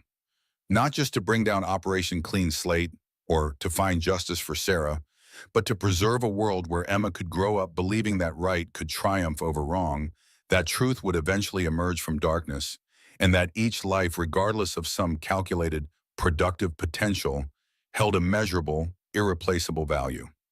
As they drove toward the mountains and the cabin where Emma waited, Michael felt something he hadn't experienced in 5 long years' hope. Not just for justice or closure, but for a future where the systems people depended on truly served humanity rather than coldly calculated versions of efficiency. The battle against Operation Clean Slate wasn't over. The mysterious director remained at large, other committee members might escape the initial dragnet, and the technical infrastructure would take time to fully secure. But the conspiracy that had operated in shadows for decades had finally been exposed to light. And in Michael's experience, once exposed, even the most elaborate deceptions inevitably crumbled. The cabin was bathed in golden morning light when Michael arrived, exhaustion weighing his limbs, but resolution lightening his heart. Emma burst through the door before he could reach it, launching herself into his arms with complete faith that he would catch her just as he always had. You did it, she exclaimed, her small arms tight around his neck. You caught the bad guys who hurt Mom. Michael held her close, breathing in the familiar scent of her shampoo. We did, he confirmed, his voice rough with emotion. Not all of them yet, but we're getting there. Catherine watched from the doorway, her usually composed features softened with relief. Wilson's arrest is already making headlines. Freedom Tech's board is calling an emergency meeting. Inside, Joe and Martha joined them, the small cabin becoming a command center as they coordinated with federal authorities in the Sentinel network. The scale of Operation Clean Slate was becoming clearer with each passing hour, affecting millions of patient records across dozens of healthcare systems. 5 committee members in custody so far. Joe reported monitoring secure communications. 2 more identified but not yet located. Technical teams are finding backdoors in 17 major healthcare database systems, all with similar architecture. Martha nodded. The Sentinels are providing support to federal investigators, helping translate the statistical anomalies we've been tracking into actionable evidence. Decades of pattern recognition finally proving useful. Michael sat with Emma on the cabin's porch swing, trying to explain in terms she could understand what they had discovered and what it meant for her mother's memory. Mom noticed something wrong in the hospital's computers, he explained gently. People were getting the wrong medicines because someone changed their records. She was trying to fix it to protect patients. Emma's brow furrowed in concentration. And the bad people didn't want her to fix it. Exactly. They had spent a long time building this broken system, and they didn't want anyone to know about it. Michael chose his words carefully, balancing truth with what an 8-year-old could process. What's important is that Mom was trying to help people just like she always did. And now we're finishing what she started. Emma nodded solemnly. That's why you've been sad sometimes, isn't it? Because you didn't know why she died. Michael's throat tightened. Yes, sweetheart, not knowing the truth made it harder. But now we know she died trying to protect others, which is exactly the kind of person she was. Like a hero, Emma concluded. Exactly like a hero. Michael agreed, pulling her close. Inside the cabin, Catherine was coordinating with Freedom Tech's board, navigating the corporate fallout while ensuring the company's systems remained accessible to investigators. Her executive authority had been temporarily suspended, standard procedure, given the circumstances, but her cooperation was proving invaluable to the federal investigation. The board wants to distance the company from Wilson as quickly as possible, she reported. They're proposing a complete security overhaul in full cooperation with authorities. Smart move, Joe commented. Their stock will take a hit regardless, but transparency might save them from complete collapse. As the day progressed, Michael reviewed evidence with Harrington's team via secure connection, helping identify additional Operation Clean Slate access points and potential committee members. The conspiracy had tentacles reaching into regulatory agencies, insurance companies, and hospital administration. Everywhere decisions about healthcare allocation were made. By afternoon, a disturbing pattern had emerged in the committee's membership. They're all connected to early healthcare digitization efforts, Michael noted, examining personnel files. Most worked on government contracts in the 80s and 90s during the initial transition from paper to digital records. The perfect position to build in backdoors and optimization algorithms from the beginning, Martha observed. Systems designed with deliberate vulnerabilities that only they knew how to exploit. As they worked, Emma occupied herself with books and drawing, occasionally bringing coffee or sandwiches to the adults with a seriousness that suggested she understood the importance of their work. Her resilience amazed Michael. Her world had been upended, yet she adapted with the flexibility of youth finding purpose in supporting their efforts. Late in the day, a secure transmission arrived from Harrington Wilson had agreed to cooperate in exchange for consideration during sentencing. His testimony was already yielding critical information about the committee's structure and operations. He's identified the director, Harrington's message stated. Dr. Eleanor Chambers, former Assistant Secretary for Health Planning during the Reagan administration, currently board chair of the National Healthcare Efficiency Council, a private think tank that influences healthcare policy nationwide. Michael recognized the name immediately. Chambers pioneered early healthcare resource allocation models. Her papers on efficiency-driven distribution were controversial even in the 80s, essentially arguing that healthcare should be prioritized based on projected societal contribution. The perfect ideological foundation for Operation Clean Slate, Martha said grimly. Wilson handled the technical implementation, but Chambers provided the philosophical framework. According to Wilson's testimony, Chambers had recruited him in 1986 while she was still in government, recognizing his technical brilliance and sharing her vision of rational healthcare allocation. Together, they had designed the initial framework that would evolve into Operation Clean Slate, building in access points in algorithmic biases that could subtly influence treatment decisions across entire healthcare systems. Her current position at the National Healthcare Efficiency Council gives her direct input into policy decisions affecting millions, Joe noted, perfect cover for implementing their optimization agenda. Harrington's message continued, teams moving to secure Chambers now, evidence preservation highest priority. Wilson indicates she maintains comprehensive archives of committee activities for historical vindication when society finally recognizes the necessity of their work. The phrase sent a chill through the room. These weren't simple fraudsters seeking financial gain. They were true believers in a cold, calculating vision of healthcare where algorithms determined who deserved treatment based on productivity metrics and cost-benefit analyses. As evening approached, Harrington reported that Chambers had been taken into custody at her Virginia estate. Preliminary searches had uncovered extensive documentation of Operation Clean Slate's activities, dating back to its inception, meticulous records kept by someone who believed history would eventually vindicate her actions. Among the files were detailed assessments of intervention outcomes, clinical language disguising the human cost of their manipulation. Sarah's case appeared in these records documented as successful neutralization of potential system exposure. Subject identified pattern anomalies earlier than anticipated. Intervention protocol executed through standard medication conflict pathway.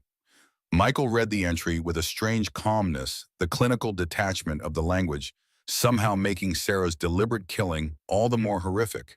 They had murdered her with the dispassionate efficiency of technicians adjusting a system, not even granting her the dignity of being recognized as a human being rather than a problem to be neutralized.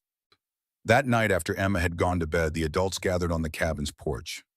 The investigation was progressing rapidly, with federal authorities dismantling Operation Clean Slate's infrastructure and identifying compromised healthcare systems nationwide. Technical teams were already implementing patches to close back doors while preserving essential patient data. What happens now? Catherine asked the question, hanging in the cool mountain air. Chambers and Wilson will face multiple federal charges, Martha replied. With their cooperation, other committee members will be identified and prosecuted. The Sentinels will continue supporting the investigation, documenting pattern anomalies that indicate past interventions. And the healthcare systems themselves, Michael pressed. How do we ensure this can't happen again? Joe sighed. That's the harder question. The vulnerabilities they exploited are partly architectural and partly philosophical. We can patch the technical holes, but the underlying issue, who decides how healthcare resources are allocated, remains. That's where public awareness becomes crucial, Catherine observed.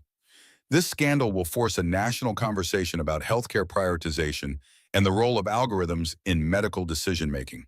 As horrible as this has been, it might ultimately lead to more transparent, ethical systems. Michael nodded slowly. In the NSA, we often found that the most dangerous vulnerabilities weren't technical, but human, the belief that complex problems could be reduced to algorithms without moral consideration. That's what we need to address moving forward. As the conversation continued, Michael found himself thinking beyond the immediate investigation. Exposing Operation Clean Slate was just the beginning. The healthcare system needed fundamental reform, not Wilson's cold algorithmic optimization, but genuine improvement that balanced efficiency with compassion and respected the value of each life. The next morning brought news that Eleanor Chambers had begun cooperating with authorities, providing detailed information about Operation Clean Slate's entire structure. Her cooperation stemmed not from remorse, but from a desire to explain her visionary work to a society she believed was too emotional to understand necessary efficiency. She still believes she was right, Martha said, reviewing Chambers' initial statements. That's the truly frightening part. After decades of manipulating healthcare decisions and causing countless deaths, she sees herself as a misunderstood pioneer. Michael wasn't surprised. In his NSA experience, the most dangerous actors were often those absolutely convinced of their moral righteousness, despite the harm they caused. Chambers and Wilson had constructed an ethical framework that justified their actions as necessary for the greater good, allowing them to dismiss individual suffering as statistically acceptable. As federal authorities continued dismantling Operation Clean Slate's infrastructure, Michael, Catherine, Martha, and Joe began discussing longer-term solutions. The vulnerabilities Wilson had exploited would be patched, but new ones would inevitably emerge. Healthcare systems would always involve difficult resource allocation decisions that algorithms could influence.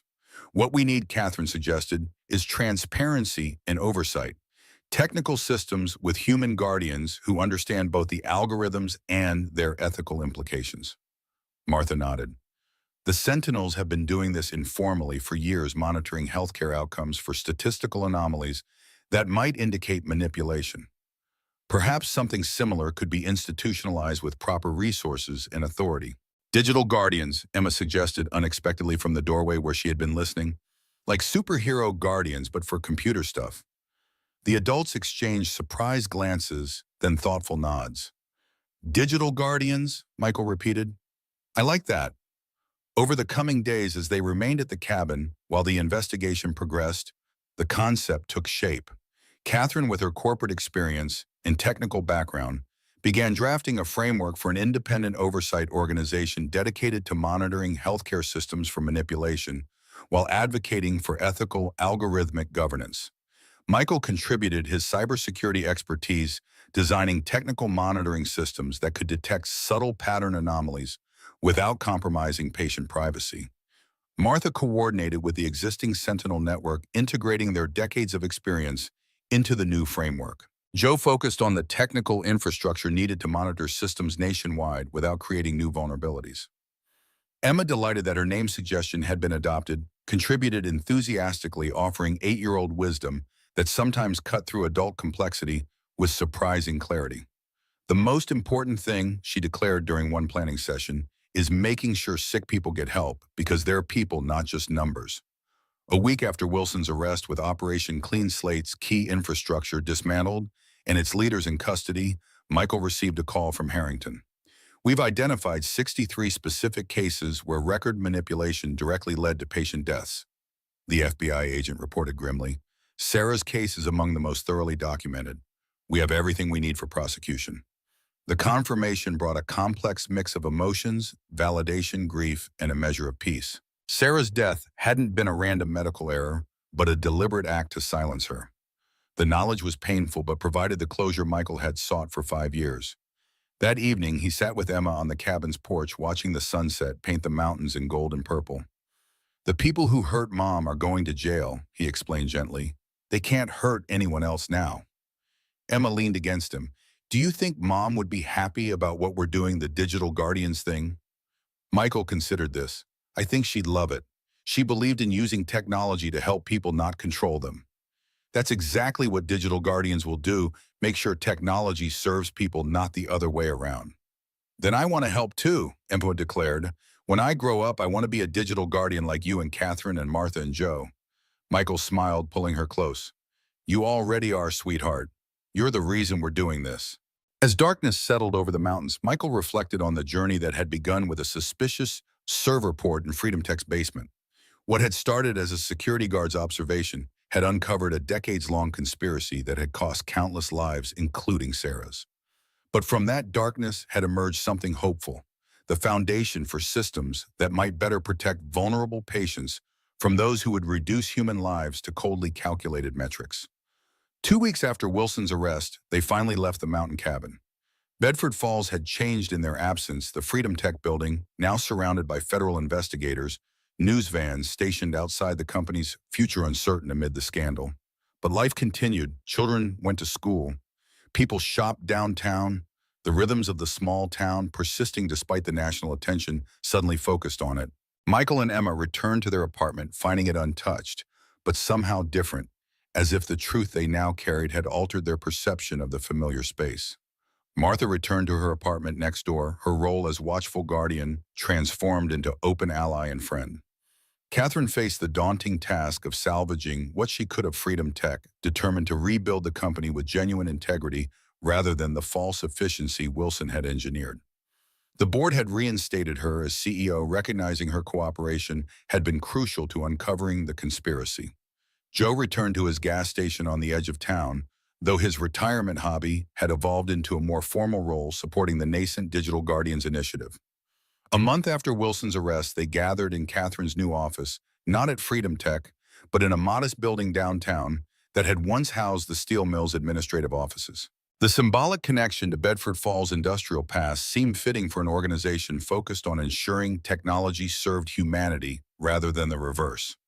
Digital Guardians becomes official next week, Catherine announced.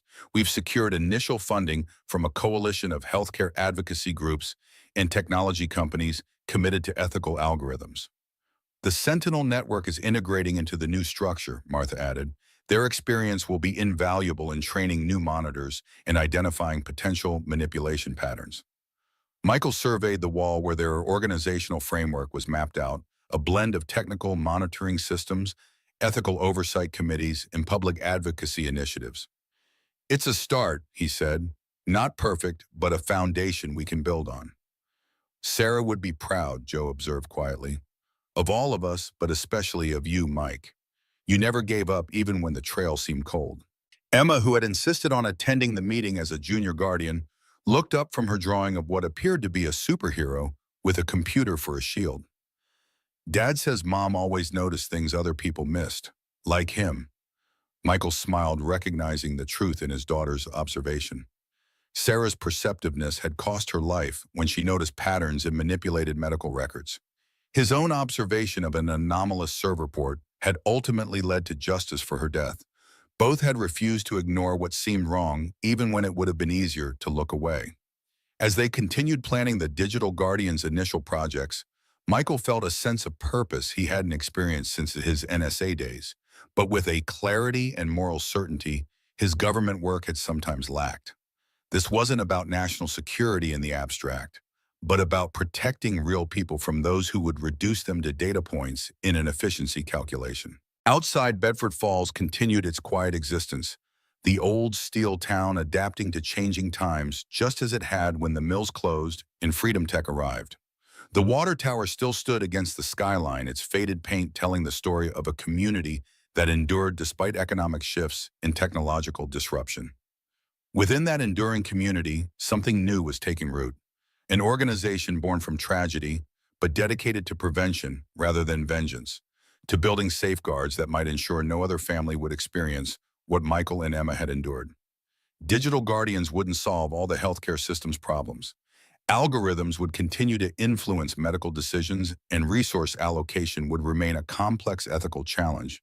But now there would be Watchers people committed to ensuring that technology remained the servant of humanity rather than becoming its cold calculating master. For Michael, that represented the most fitting memorial to Sarah, not just justice for her death, but a commitment to the values she had lived by, that each patient was a person, not a statistic, that efficiency without compassion was not progress, and that some things were too important to be left to algorithms alone.